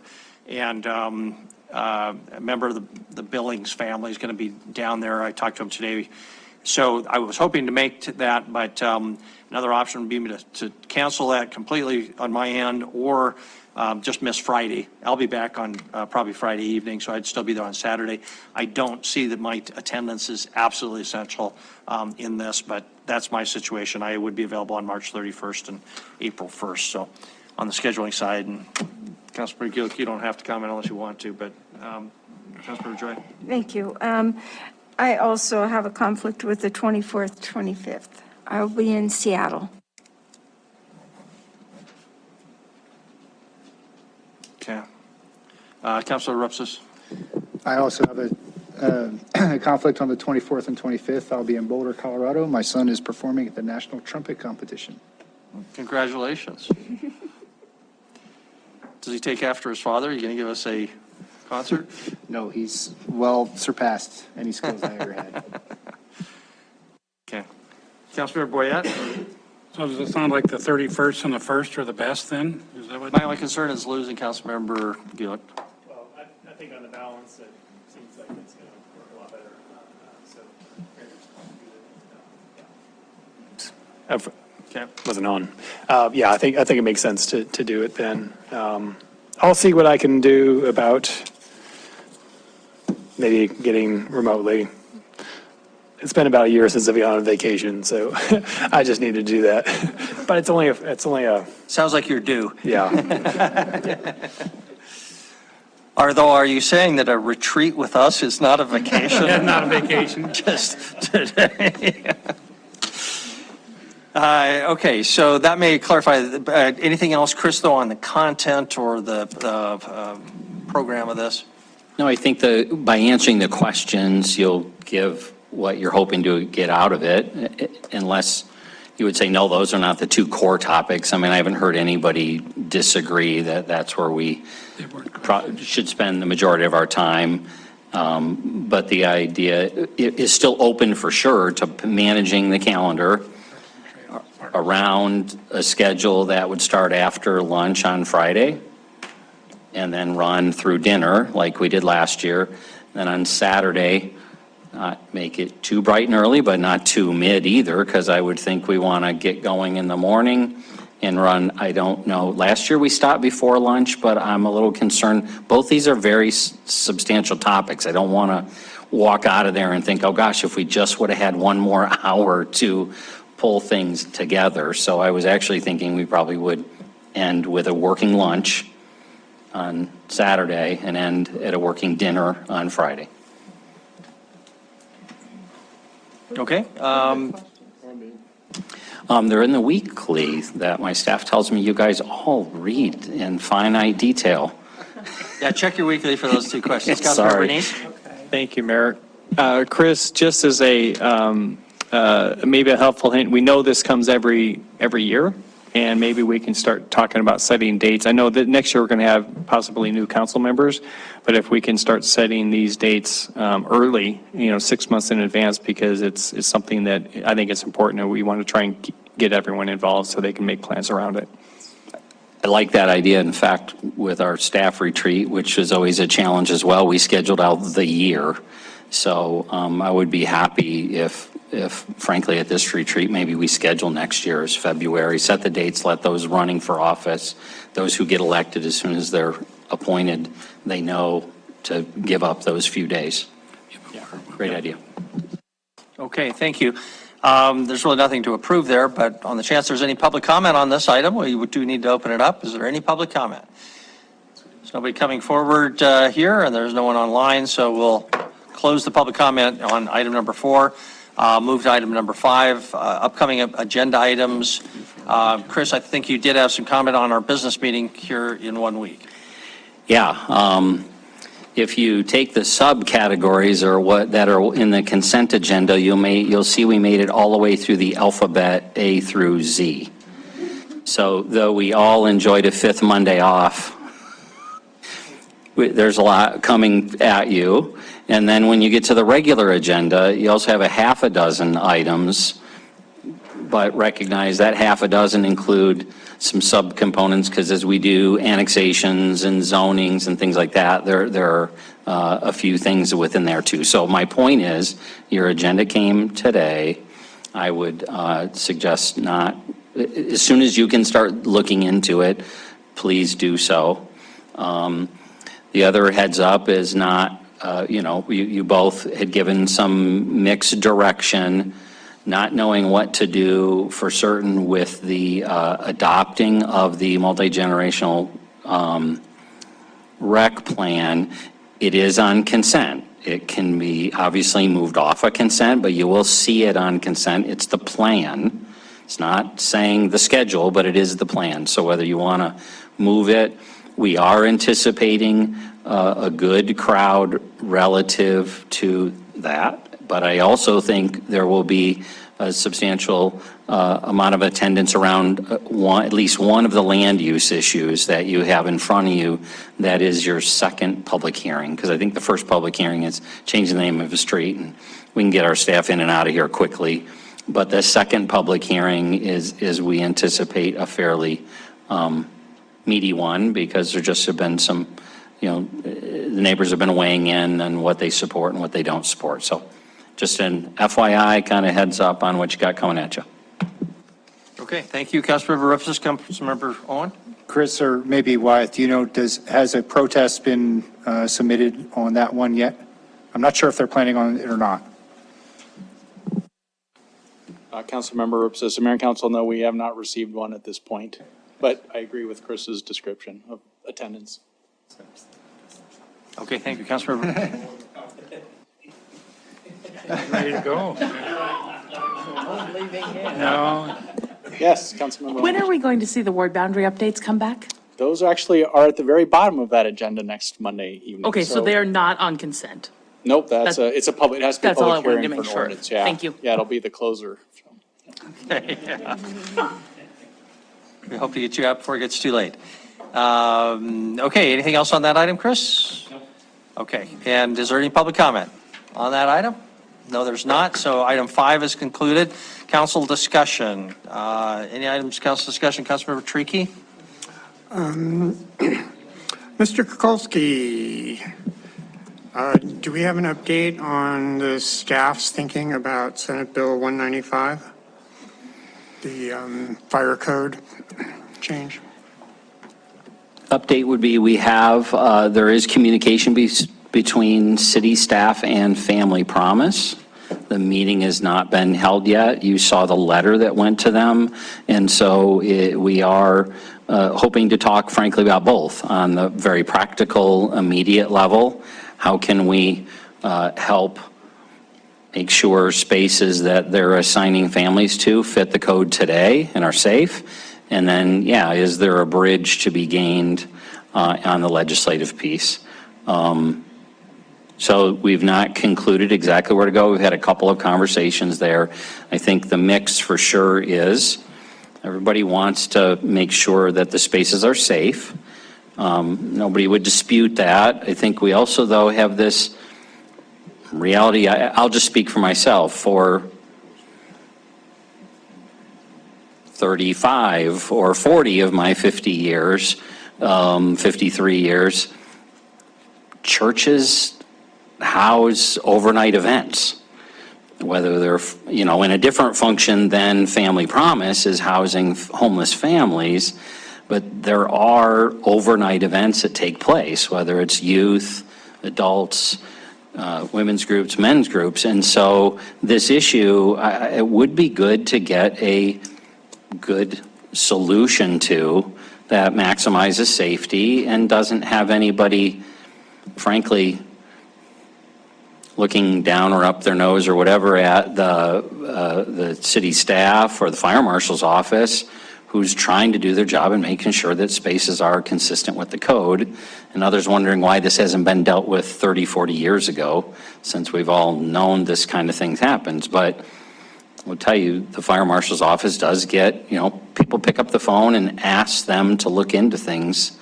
They don't intentionally, I haven't known of none of them, including ours here, that look the other way relative to a known thing, as much as we may wonder, how didn't this get picked up, a decade ago or 15 years ago? So sorry, that's such a long answer to your question. We are paying attention to 195. We have reached out both in the writing and asked to meet with so that the fire marshal's office, building code, and them can deal with the immediate desire to have safe places for families to spend the night, as well as possibly collaborate on 195. Thank you. I will point out that I found out that the reason that the bill was originally introduced was because of a similar situation in Great Falls. They're looking to build they're looking to renovate a building for a shelter, and they want to not have to follow all the fire codes. Okay, thank you. Any other items of general council discussion? Okay, then we'll go to public comment on, final public comment on non-agenda items. Do we have anybody tonight? Don't see any, so thank you all. We're adjourned.